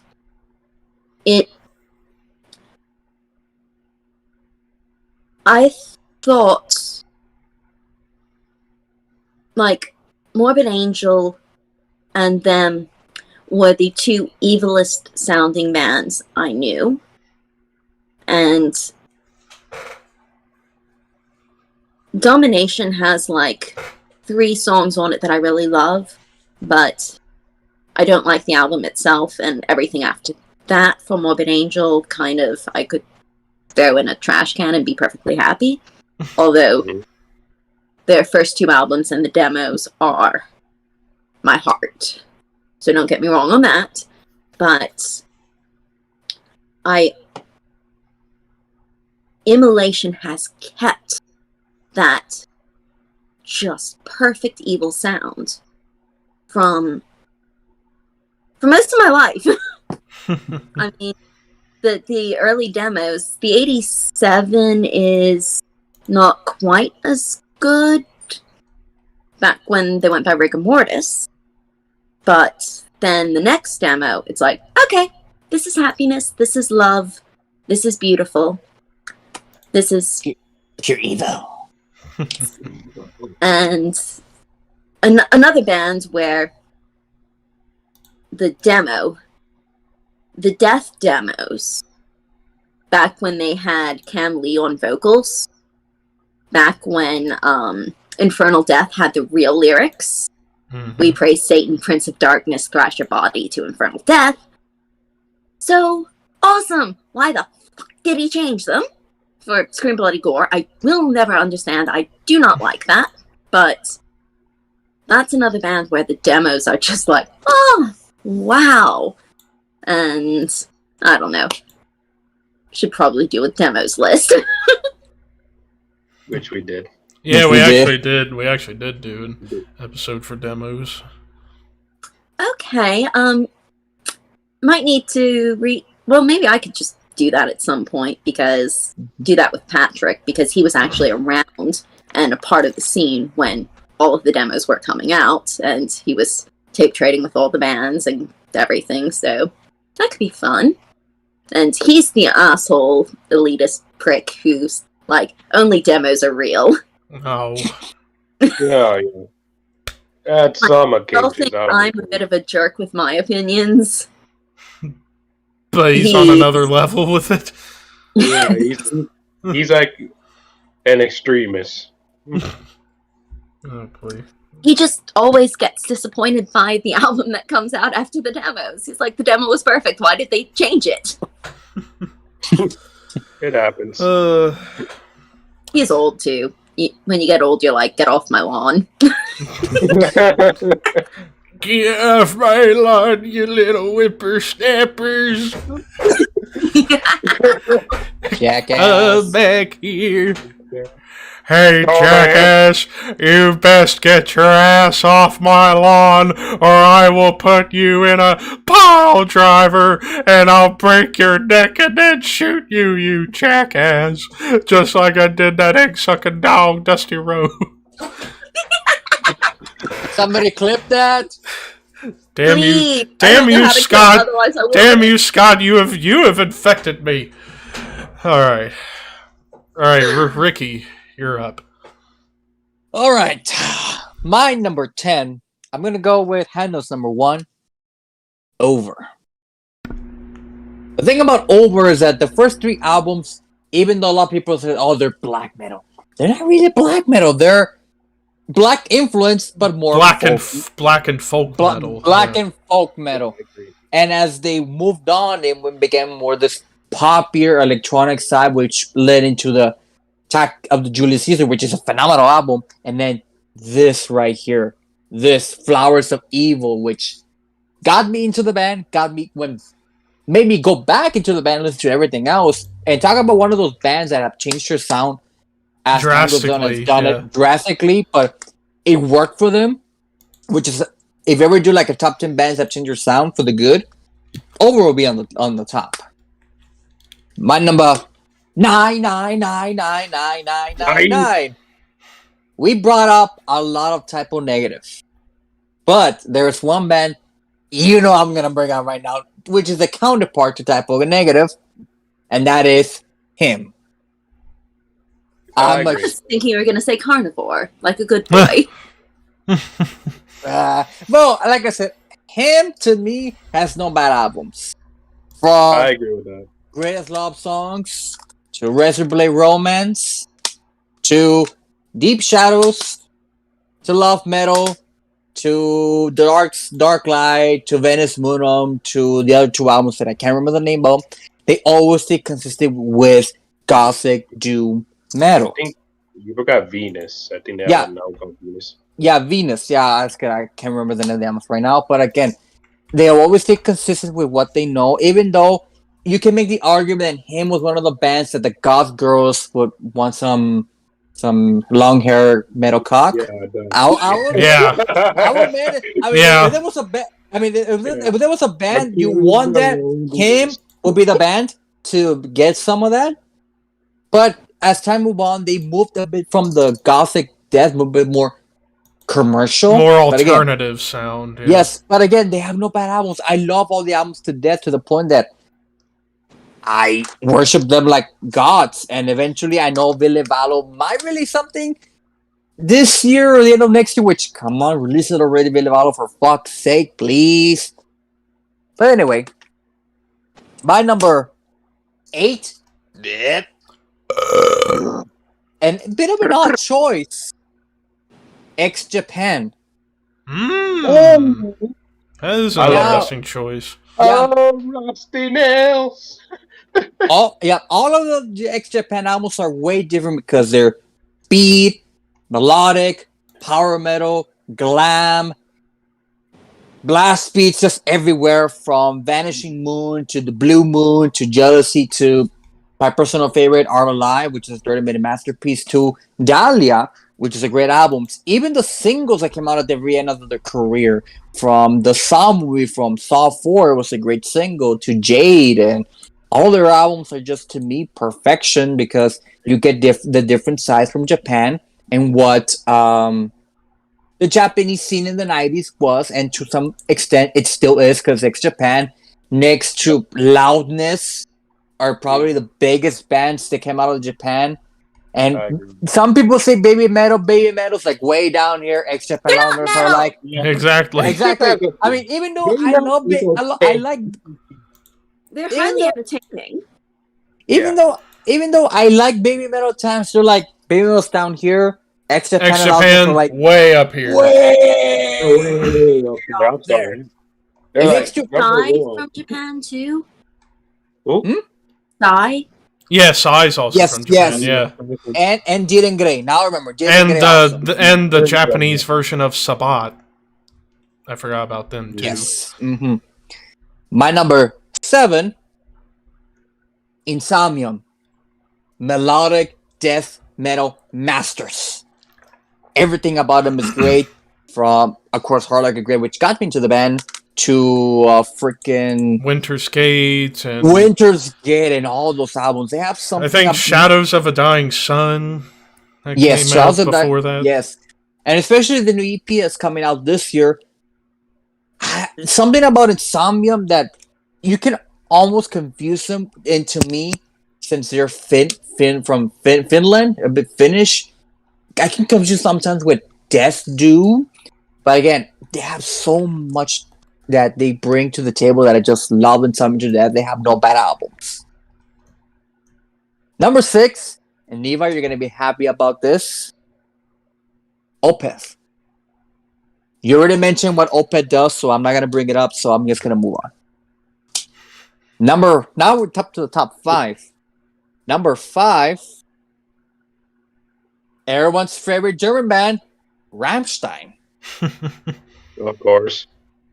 And again, same thing with what I mentioned with him. Rammstein is one of those bands that doesn't have a bad album, to the point that every single album is a classic. From Herzeleid to Sehnsucht to Muta to Reise to Rosenroad, Levi, even the self-titled, they're still great albums. Even though Levi was basically one of their weakest. If you ask Hannah, to me, the weakest Rammstein album to me is Rosenrod, but it's, again, phenomenal album, and it's one of those bands that all of their band members are still there. Tell me another band that has all of the original band members still. That rare. It's rare that you it's get. Rare. It's rare. It is super rare. It's rare. Still alive. Yeah. Yes, and they're still alive. Whew. Number 4. Levi's number 1. Yes. What more can I say from Green Brother Gore to Leprosy, which, by the way, Rick Ross, fuck you. Yeah. I agree. Don't even get me started on that rabbit hole, but that's a different story. Again, all of the albums are great. Everything about them, I love. They're probably my favorite death metal band of all time, next to probably Possessed and Asphyx. Okay, my number 3 is a tie, and it's kind of hard because this was I could have gone with one of them, but I decided to put both on the list. But with Judas Priest and Iron Maiden. With Priest, it's kind of a different thing, because Priest, of course, the debut album Rock'n'Rolla was a hit and miss, but again, give the band a break. It was their first album; they were really experimenting. And then they bring up with 7 Weeks of Destiny, which solidified their career to the point that this was the album to me that made Priest what they will later become. Yeah. And then of course we get Sin After Sin, and we get all of the rest, and then we get British Steel, which made them break into the America scene in the 80s and just solidify even more their career. And then Screaming for Vengeance, Defenders of the Faith. Point of Entry was their lowest point in their career at the time, but still, it has gotten their fan base.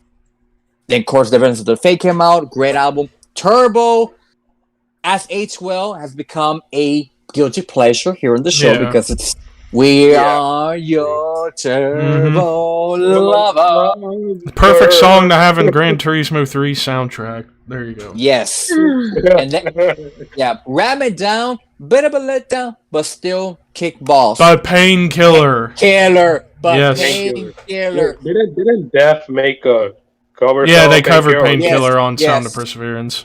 Great cover. But Painkiller, holy shit! When they didn't have to go more metal, they just went full on heavy metal, blast beats, balls to the wall, suck them, kick them, ride them, listen. And then he became the metal god. And then, of course, a lot of people shit on Ripper Owens, which they're still It's good unfair. albums. It's unfair. Both Juggulator and Demolition, phenomenal albums. Even with Demolition, they had to go D-sounding, which kind of was okay. Well, it's not that they went D-sounding. They did incorporate a bit of that new metal 7-string guitar style. That's what it was. They're still phenomenal albums. And then, of course, Rob comes back and releases freaking Angel Retribution, which a great comeback. Nostradamus, their first double album ever. Again, concept album. And yeah, a lot of people shit on that album. I personally love it because it was just so epic. Yeah, there was some filler songs, but the majority of it was not. Yeah. To me, Nostradamus is like my top 5 Priest albums. And then not quite there for me, but and then of course we get Angel Richard Redeemer of Souls, and then Redeemer Firepower. Good and Lord, Firepower was great. Which again, 2 amazing albums. With Maiden is kind of a different story because with Maiden, of course, the self-titled, it created a lot of buzz for the band. And again, Harris, I love you, but that album cover kind of punky. And it was kind of punky in sound. Mm-hmm. Yeah. Again, it made the band. Of course, we got Killers with Paul Di'Anno. And then Number of the Beast when Dickinson came in. Fucking Beast. And of course, Peace of Mind. Power Slave, Somewhere in Time. Seventh Son. Seventh Son. And then we get hit for the Dying. They hit a bump in the road with No Prayer for the Dying, but still. Which was still great. And then, of course, Fear of the Dark. And then, of course, Bruce leaves the band and we get the Blaze Bayley era, which gave us the X Factor and Virtual 11. Unlike Priest, which got a fucking another metal god, they got Blaze Bayley. Don't get me wrong. Love Blaze Bayley. I think he's an amazing vocalist in his own right, but not quite for Maiden. No, he was definitely for Maiden. Yeah, even though X Factor was definitely the better of the 2 albums, it was a really good one. Yeah, Virtual 11. The reason why I didn't have Maiden on this because Virtual 11's like one of those albums that's like a tale of 2 halves. It's like half the songs were great, the other half was just kind of. And then, of course, Bruce and Adrian Sid come back to the band and gave us Brave New World, which is probably one of the best comebacks in metal history.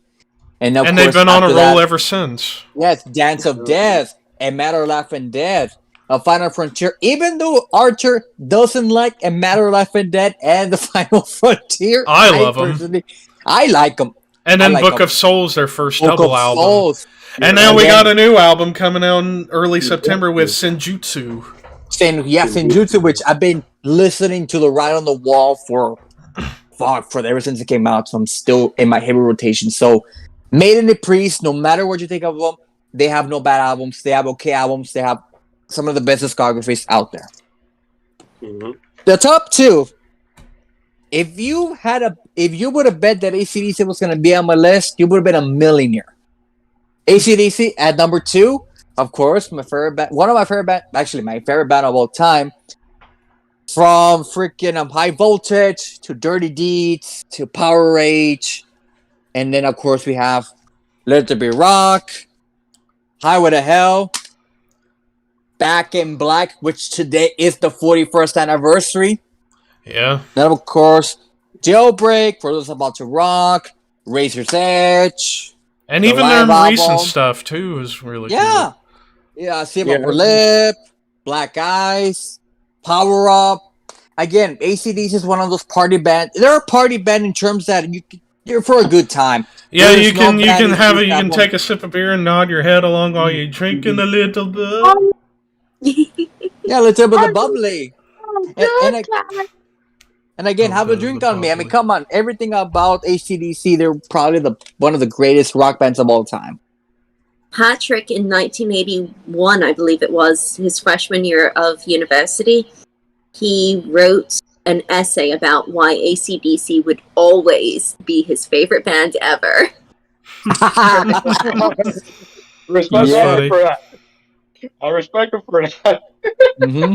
That's good. But I got a Now, feeling. But I think I know who your number number one. one is. I'm just Number waiting one. for I it. want to read the one. Number. What do you think it is? Swallow one. the Sun. Swallow Sun. Yeah. Ding ding ding ding! We have a winner. Pixie brought up the idea about incantation about melodic, death, dark, ambient metal. To me, the masters of melodic death metal will always be Swallow Sun. From the first album, The Morning Never Came was a bit of a more melodic death metal. It still kicked ass, and then we get Ghost of Lost, which they really went death doom. And then, of course, we have the New Hope, which they became a bit more melodic, a bit more commercial. Not there yet. There's still steps inside there. Plague of Butterflies, their freaking EP, the 30-minute masterpiece. Oh my god. And of course, we get their commercial album, New Moon, which again solidified them to be more heights in what a bit of a fan base. Emerald Forest was a bit more oddity because it kind of was the odd child because it was between albums they were doing Trees of Eternity and all that. So it still had And it had a bit of a gothic overtone at times too. But then, Songs from the North. It just took them to this massive level of popularity. Just for the mere fact that each disc is something different. First disc, the trademark melodic death doom sound. Disc 2, all acoustic. Third disc, pure despair funeral doom. Where it's just so heavy, yet so evil. Of course, Gloom, Beauty, Despair, the three faces of Swallow Sun. Yep. And then, of course, we get the Lumina Aura EP, which was way, way different than your traditional Swallow Sun thing, even though it was more dark, more sad, more, I guess, evil in a way. Good evil. Sad evil, And then you get to When a Shadow's Forced into Light, where there you see a bit of a shift, where it's still melodic death doom, but you hear elements of black metal in there too, especially in the vocals. They're more shrieky than guttural. Yeah, and some funeral doom when it comes to Here on the Black Earth. I just love that song to death. Yeah. And then, of course, this year they finally released their first live album, which I pre-ordered it in advance, and it should come out in about 6 days. So I'm really hyped about that. That should arrive in the mail soon. But again, talk about one of the perfect discographies. If I could just put any Swallow Sun album and I'll be extremely happy. They have surpassed Metallica as my second favorite band of all time. AC/DC, Swallow Sun. They're neck and neck. I love Swallow Sun to death. I was gonna see them live twice. Well, twice, but then the freaking pandemic happened and I couldn't see them. But I hope they come back in the States next year. Hopefully. So recap: number 10, Over, 9, Him, 8, X Japan, 7, Insomnium, 6, Opeth, 5, Rammstein, 4, Death, 3, Priest and Maiden, 2, AC/DC, number 1, Swallow Sun. Raphael. Okay, here we go. For number 10, I chose Slipknot. Yeah, really? I thought that was going to be your number 1. No, I do like Slipknot, but they're not my top number 1. And from Andrew's area, the demos were okay at some point, but when Corey Taylor took the vocals, it just took it to a whole nother level. And especially since he also was in Stone Sour way before he was Slipknot, and still is with Stone Sour. Yeah. It kind of sucks that their drummer decided to come back and then leave, and now he's with a band called VMIC. Oh, Joey. Yeah, Joey. With Scar Amari, but Scar Amari just only made one album, which was good, but I just didn't get, musical differences happen. And for number 9, It's a band that I kind of wonder why is it not on anyone's list. We did an episode by it, and that is Behemoth. Well, the thing about when it comes to Behemoth for me, I'm not a big fan of their early black metal stuff because to me it just felt second rate. To me, Behemoth. It wasn't like when we talked 2000s. about. Yeah, we're late 90s with Pandemonic Incantations onward. When they brought in the death metal, that's when they really rose to the top. Mm-hmm. Yeah, like the first two albums, you could just kind of be like, don't worry. Yeah. Not that they're terrible, it's just they were just second-rate black metal with a Polish They were vibe. very generic black metal. Yes, Mm-hmm. yes. And for number 8, I was this close of having a tie. I was gonna put Alice Cooper. Why? Because I am a big fan of Alice Cooper, especially since he created the whole The shock rock. Mm-hmm. Modern And by the shock way- rock, yeah. It shouldn't be a Greetings. genre. Soundtrack of Yeah. where did I? By the put way, it? greetings, Ruthless Metal from YouTube. Greetings. Yep. Oh, But I would say Alice Cooper, to me, that shock rock shouldn't be a genre. It should be more like an image, just from the sense of it. yeah, shock rock is Yeah. more just about the imagery, not so much about a sound. Yeah, because Yeah. shock rock, and I've been debating of doing this, but if we like say shock rock, top 10 shock rock albums, how can you do that? There's How no do way. you do it? Maybe- There's no- Maybe Image. maybe shock rock bands, but albums is No. Fine, it's like fine. And the other band I put is Powerwolf. Hmm. Powerwolf. Yep, Never even heard of. definitely check them out. If they're mostly like metal, should be religion, but in a way of metal, like just because you believe a certain thing doesn't mean you have to listen. Doesn't mean you have to be a certain satanic and nuts. To them, it's just religion is fun as long as you listen to your music. It's like Powerwolf. Powerwolf. I forget what country they're from. I think they're Swedish. Germany. Germany. Yeah, they're a power metal band that's very very very similar to Sabaton to some extent. Okay. Yeah. It's a Sabaton's from Swedish. Yeah, I know Sabaton's Sweden. I was trying to remember where Powerwolf was from. But Powerwolf, it's like saying religion is fun. You don't have to be satanic to listen to metal. That's pretty much what their goal is. Is it And okay for- if you are though? And my number 7 is Glory Hammer. Hmm. Glory Hammer, from their lead singer Angus, which I'm surprised he made a song about himself, which it was hilarious. But what can I say about Glory Hammer? Their unique power sound, the unique vocals that Angus brings to the band, phenomenal. I'm still waiting for them to make another album and hopefully see them live one of these days. And number 6 is a band that's already been mentioned, so by pretty much is almost on everyone's list, and that is Cannibal Corpse. What can we say? Chris Barnes' era was unique, and George Corpse Grinder's unique as well. But I would say this: George Corpse Grinder is probably the best stage person out there. 'Cause The man Energy has that no he neck. brings. It's just all muscle there. Yeah, oh man. He just said in an interview, like they asked him, "How do you headbang without stopping? Yet you're a fat man." He's like, "I did all neck exercise when I was young." He I mean, literally just said, "I did neck exercise." I mean, if you see Corpse Grinder in the gym, you just see his neck doing weights. Yeah, he just. Hey, but what about the rest? He's like, "No, just the neck, man. The neck is all." I it's need all to have the neck." neck so I can headbang into my 70s. Yeah. Yeah. But- Actually- and Trying to headbang along with him at a show, like keeping time with Yeah. everything, I gave myself whiplash pretty badly to the point where my head was stuck in place. Oh. And I've been I- headbanging for a long ass time, and I've got a pretty decent neck.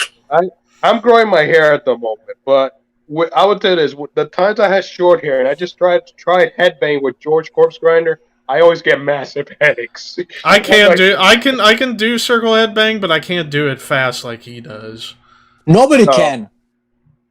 I tried. I gave myself whiplash. No joke. Had to go to the doctor. Wow. And I found it hilarious that they also appeared when Barnes was in the time. That they Ace appeared Yeah. Ventura. movie. That was hilarious. 1, 2, 3, 4, go! Dun, dun, dun, dun, dun, dun, dun, dun. I gotta go, guys. I got a date with your mothers. I also find hilarious when Jim Carrey got interviewed, even though he said the wrong genre for this band, when he's trying to mimic Napalm Death, he just goes like, "You don't bring me flowers."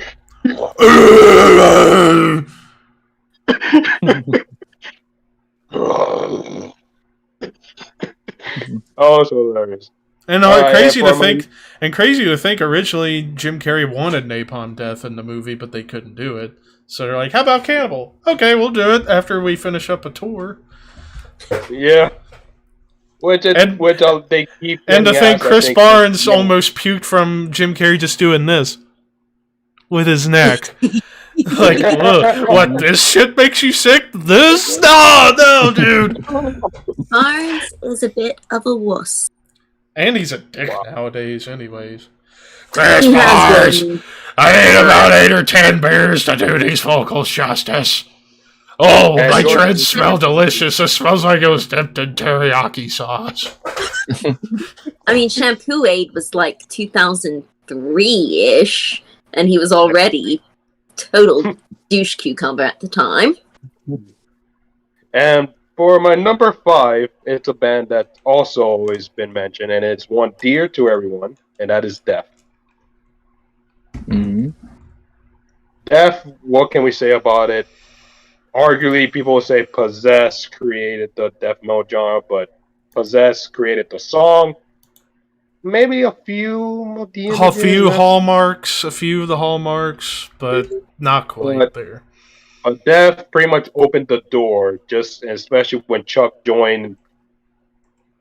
He brought the whole atmosphere of it, the guttural, the imagery behind it.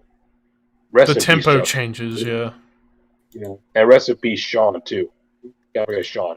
Mm-hmm. Good dudes. Yeah. Number 4, I chose one is Ricky's most famous band and most loving band, and that's AC/DC. What can we argue from even though their first lead singer sucked, what? Scott, Dave Evans. Yeah. Okay. I was about to say, if you're talking about Bon Scott, get out. Dave I Evans. didn't think he sucked. Dave Evans for the time, for Dave Evans at the time in the early 70s, for what AC/DC was about to become, it wasn't the best. Not there, yeah. Because at the time, AC/DC at the time when you were bisexual, and Dave Evans had kind of had that little David Bowie-esque giving out smooches to the girls and some guys, which I'm like, if you're into it, all the power. Just keep it away from me. That's all I ask. But again, yeah. But either way, he didn't make an album with the band anyway, so he got kicked out as soon as possible. No, they just made a single, "Can I Sit Next to You, Girl," which was a cover. That's about it. Yeah. But anyway, Go ahead. No, it wasn't bad. It wasn't bad, but for what AC/DC wanted more, he's like, nope, he just couldn't handle it. Yeah, he wanted the right singer. It wasn't bad. Yeah. And when Bon Scott and Brian Johnson joined, well, rest in peace, Bon, because he went too soon. But when Brian Johnson joined, he brought this atmosphere, his own style, yeah. And he's one of those stage performances that you just don't want to miss. From Thunderstruck to Hell's Bells, Back in Black, when you hear his voice, it's just like, some people argue that he broke his back when he first got discovered.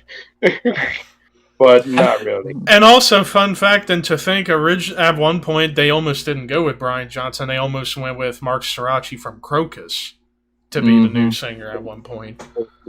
Thank God. And also, It would have been interesting for sure, considering Crocus are basically like an AC/DC clone.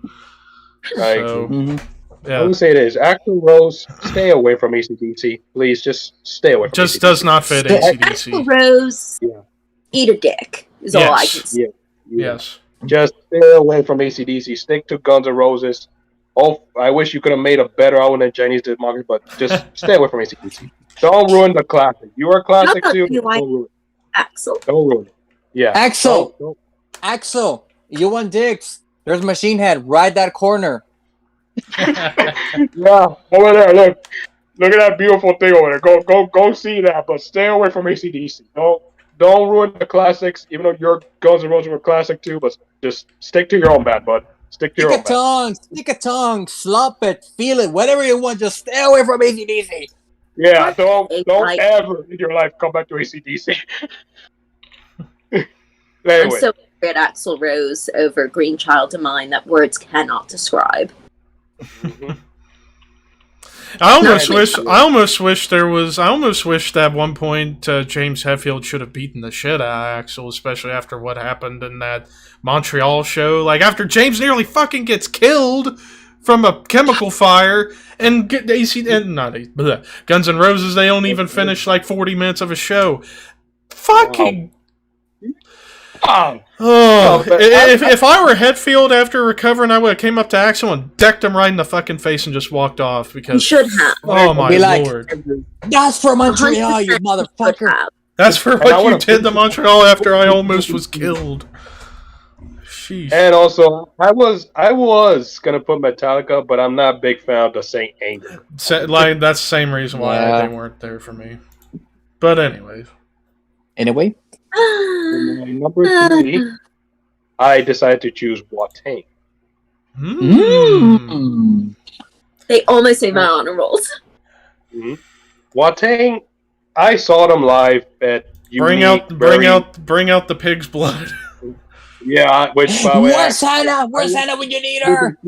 It smelled horrible. First of all, when I saw them live, it smelled horrible because they actually get a live. It's not like a fake pig that you made at clay. No, it's an actual pig head. It smells horrible. And I remember they reused it. Yep. For a week. And I remember the lead singer said, even though he's no secret, everyone knows this, he is a big Bathory fan. Because he said, "To our God, 3." From a band from Sweden, very unique vocalist, a very unique band. What's more can I say about it? And also another band that definitely should be seen live. For my number 2, which before anything, I saw Watane with Incantation. Both of them are a great stage, great performance live. For my number 2 is one of the greatest, probably part of the greatest power metal vocalists, and probably one of the most, pretty much the one that created the genre itself, and that is Ronnie James Dio. From Holy Diver, from Last in Line, Lock Up the Wolves, Sacred Heart, Strange Highways. Dio just brought, he brought what Dragons and Dungeons and all that power metal, medieval stuff should have been. And his vocals, there's no other. And when you meet him in person, I haven't met him in person, but damn you, Sam Dunn, you actually met him in person. Did. He's short. He's not much taller than I am. Well, was not much taller than I am, and I'm not quite 5'2". I thought he was tall. No, he's short. He's very short. 5'4". And so thin. But that voice, he had the voice of a fallen angel. It was so beautiful. I agree. It had this, even though it was so pure, it had this kind of growl behind it. Mm-hmm. And the energy he brings to it as well. Amazing. I saw him very shortly before he passed the last time, and he's still amazing stage performance. So much energy, so much love for the crowd. You could feel him feeding off of our energy and us feeling off of his. I agree. And also, I cried. he created this. It wasn't Gene Simmons, so I don't know why people keep saying that. Because Gene Simmons thinks he created everything. Fuck him. Fuck Gene Simmons and fuck Paul Stanley. The only people that helped make Kiss any good was Ace Frehley and Peter Criss. End of story. Yeah. And what the funny story about how Dio created this, even though to me this is not really a bad thing, you know, his grandma said, okay, this is the devil, this is what. And then when Dio saw his grandmother doing this, I'm like, this is what you are, this is what you believe in. He just said, you know, that seems so unique, grandma, I'm gonna use that. And then this pretty much, yes, it could maybe considered devil horns, but it's mostly, to me, it's like it's to keep evil away. That's what it is. Yes. Yeah. The Maloik. Away. So, and not Which is why we turn it backwards, just like inversion. Yeah. Yep. And like I'll never forget Chris Jericho. I'll never forget Chris Jericho telling a story of like one of the times he got to meet Ronnie backstage, and they were taking pictures, and Jericho had this glass of wine, and he was trying to put his arm around Dio, and he accidentally spilled wine on me. He's like, "Oh my god, I'm sorry! Don't put a curse on me." It's okay, Chris. Did you just put a curse on me? Nope, that's just a sign of love. Okay. I was gonna put Fozzy as well, but no. Yeah, I would. Yeah. All right, and for my number one is one that we all know, and they're gonna make an album soon, and that is Iron Maiden. What can we say about Iron Maiden? That hasn't been said already, right? They have no bad albums, but I will say this: Bruce Dickinson took it to a whole nother level. From arguably, Bruce, arguably the best metal singer of all time. And I say arguably because, you know, you could put Dio, you could put Halford, you could put King Diamond. I would put King Diamond below those, even though he is fabulous. His highs are a little too thin for me. They're a little too falsetto. But I would put Dio at number 1, Dickinson at number 2, Halford at number 3. And King Diamond 4. Those two. But Diano, for all that, for the punk-oriented stuff, it worked. It worked for the time. It worked. It changed the sound of the whole band, just the vocals, because it sounded like a punk band. And then once Bruce came in, it became more straight-up metal. Well, now time for the real work to put together the top 5 or the top 10. Y'all should just gag me. That's gonna be a little easy and hard at the same time. Or at number 1, we could give it a Death. I mean, we all had Death very high. Yeah, we could go Death. I feel like we'd have to have. I can go Maiden being in there, even though I didn't have them there. I could go with Maiden being at least on the list. But okay, Iron Maiden, let me write it down. Bolt Thrower should be in there. Bolt Thrower, yeah. I never cared for them, but they are. I can see why people do. I mean, if a band can make songs about Warhammer amazing, you get a thumbs up from me. Yeah, I mean, I have nothing but respect for them, even though I don't listen. Rammstein. Yeah. I could put Rammstein in there. We can put Cannibal Corpse as well. Yeah, Cannibal has to be in there. Yeah, Cannibal Corpse, yeah. As much as it may cause disdain with Pixie, I think we have to have Opeth in there. Yes, yes. Yeah. And what was I say? If I had a soul, you would hurt it. AC/DC? I could go AC/DC, yes. Pink Floyd? Only Ricky had Pink Floyd, and they're not even really metal either. Yeah, But trying to think here. What else? well, what about Would y'all put immolation there or no? who? Immolation. I would. I would put immolation in there. I'll throw you a bone and let's put immolation. because I need to get those immolation albums. Mm-hmm. Yes, I need to get you do. more than just Dawn of Possession. In fact, one of the next purchases I might make will be Close to a World Below soon. I need to get Dawn and Close to World Below, and I'll be for now good with immolation. I would also maybe get Unholy Cult and especially Atonement. I thought Atonement for their latest album, it's up there. Insomnium? Well, only. I mean, I don't have a problem with Insomnium being in there, but honestly, I think I'd prefer Swallow the Sun to be in the list than Insomnium. I put Insomnium over Opeth, but I am not a fan. So right now we have 8. We need 2 more slots. Trying to see what Hannah and Archer had on their list. One more death!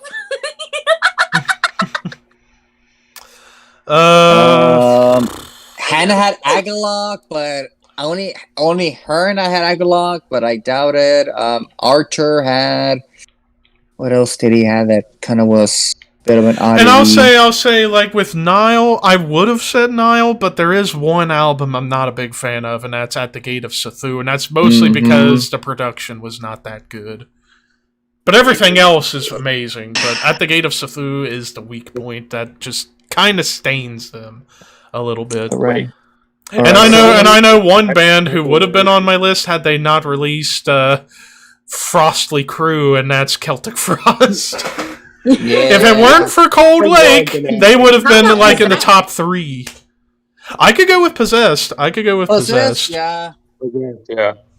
Yeah, I could go with Possessed. So we need one more slot. So we have right now Death, Maiden, Bolt Thrower, Rammstein, Cannibal Corpse, Opeth, AC/DC, Immolation, Possessed. We're missing one more. Typo Negative. So, well, we only had them in honorable mentions, you and I. That's the only problem. I would say. Freeze? I would say. I would say. Yeah. I'd say the choices. I'll actually make a poll now. Make a poll. Yeah, make the poll. Yeah, let the audience. All right, hang on. Let me type in the question. Which band should be in the final 10? So, Insomnium. Swallow the Sun. Swallow the Sun. Agalok. And for the 4th, or actually 2 more choices. I'd say let's see if people want Emperor in there. Put Emperor as a choice. And then the final pick for the voting. I'd say we should give a bit of a nod to...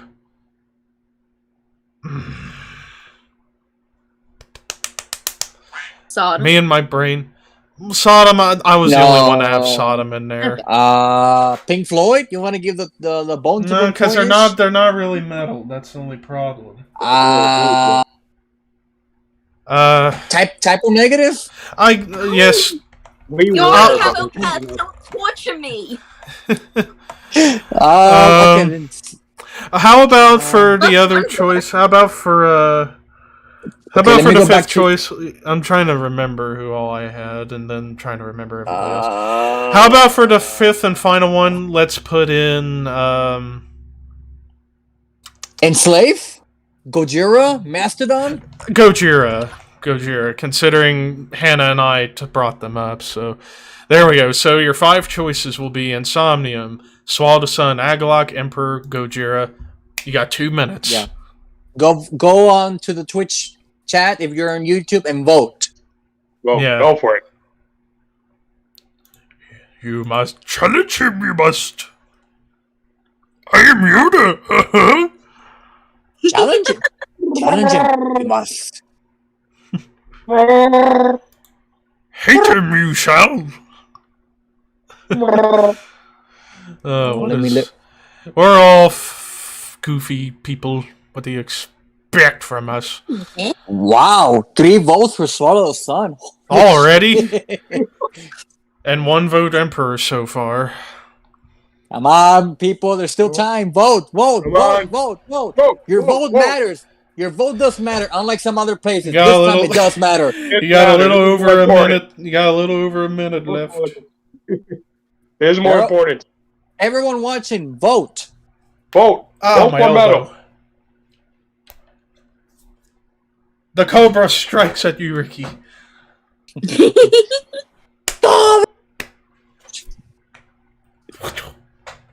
But you got them from mankind. Oh God, Socko. Royal Rumble 2012, the Cobra versus Socko. Oh my God! The epic showdown. The showdown we never thought we needed. It looks like we got about 30 seconds so far. It's 3 for Swallow the Sun, 1 for Emperor. Come on. I might get my wish, unless somehow a clique of people start going in and like, no, we want this. Blah, blah, blah, blah, blah. It's fine. Vote tonight. And to go to show you I ain't rigging it, I got my arms crossed. Oh, Andy. Andy said at least this voting isn't a Chinese democracy, then it would be communism. That was good. And the winner is Swallow the Sun. All right, so we got the 10. Now the order. Now the order. I mean, Dev, I think, stays at the top. I Yeah. think Dev is the perfect pick. Yeah, Death at 1, 2. Or you want to go 10 up. Yeah, let's start with 10 to 1. So I'd say number 10, let's have that be Bolt thrower. yeah, both thrower. Yeah, vote for it. 9, I would go with Priest. Okay. Or not Priest, Maiden. Ugh. Maiden. Made it, 9 yeah. Maiden. 8. Opeth. Yeah, Opeth 8. 7. That Cannibal could be. I'd put Immolation 7, Cannibal 6. Immolation Sounds 7. Yeah. Cannibal 6. And then 5, Rammstein. So number 6 was Cannibal. Cannibal Corpse. And now the top 5. Number 5, Rammstein. Rammstein. 4, Swallow the Sun.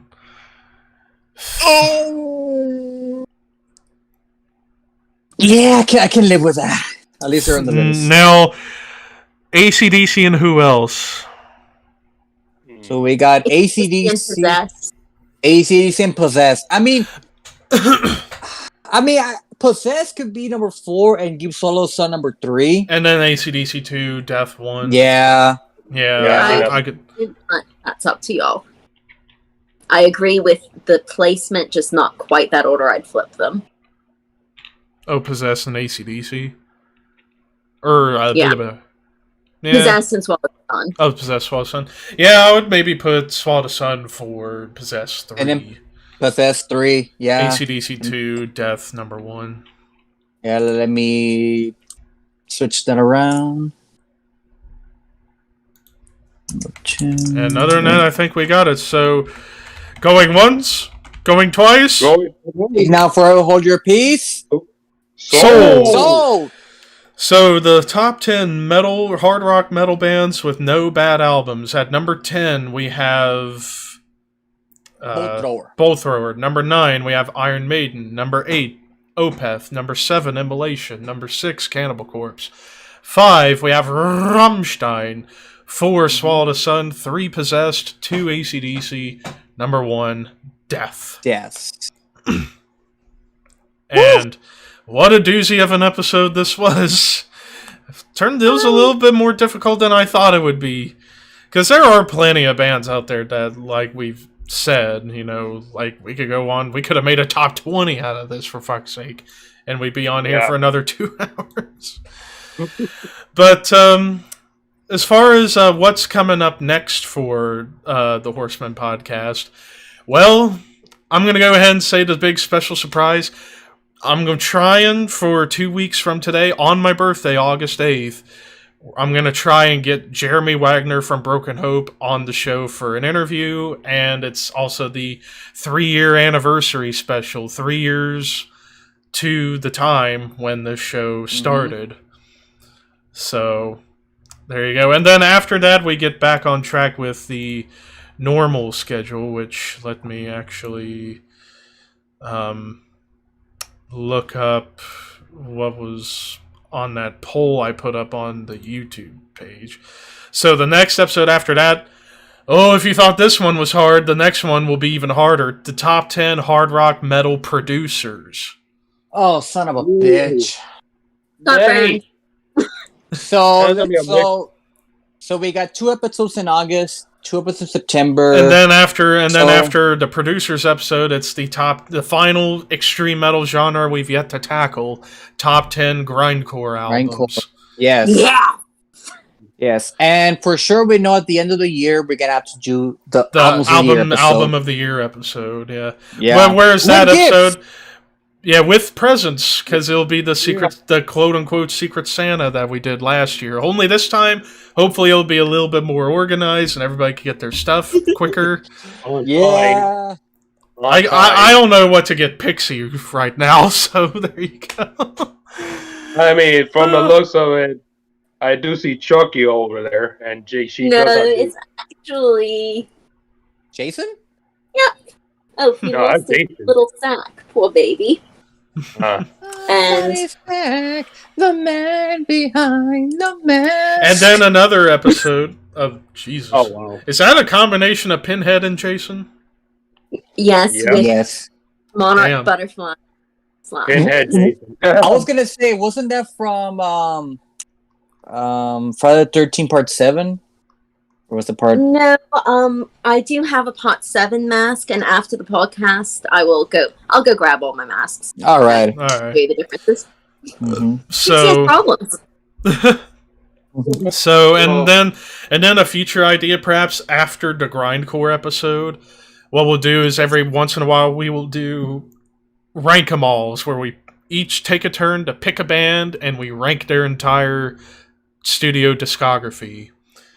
And you thought that this was messy. Fun. This is gonna be Even more bloody. difficult. Yeah. Depending on the band, though. Depending on the band. Depending on the band. It might be easy for some, but for others, it's going to be like, oh, Jesus. Yeah, I agree with that. I'm gonna be like, Opeth, I what can am I supposed to do next? my order already. 0, 0, 0, however many albums they have. But Orchid is negative. Oh, wow. You mean typo negative? Which is my I don't hate typo blood as type. much, honestly, I'm gonna my blood type is awesome. Yeah. because Peter Steele was awesome, Mm-hmm. and Well- I can't say that about Bobby and Opeth. Well, But now anyway, we have a lot. we have a lot of stuff up. coming Trust up. me. Coming up throughout the rest of the year. So, but anyways, thank you guys who tuned in on both Twitch and YouTube. As far as the Twitch side, we're gonna raid a good pal of Pixies. We're gonna raid Reanimate Her. Yay! So there you go. So if you like your horror stuff, go check her out. But until next time, in 2 weeks' time, hopefully we'll have everybody here. Hopefully Arthur and Hannah will be here, especially if we get Jeremy on the show. We're gonna have some questions. But until I've never gotten to meet. well, then this will be a special treat for you. If I can make it happen. I'll message him after a bit on Twitter and see what happens. But anyways, until next time, horns high, and we will see you in a couple of weeks.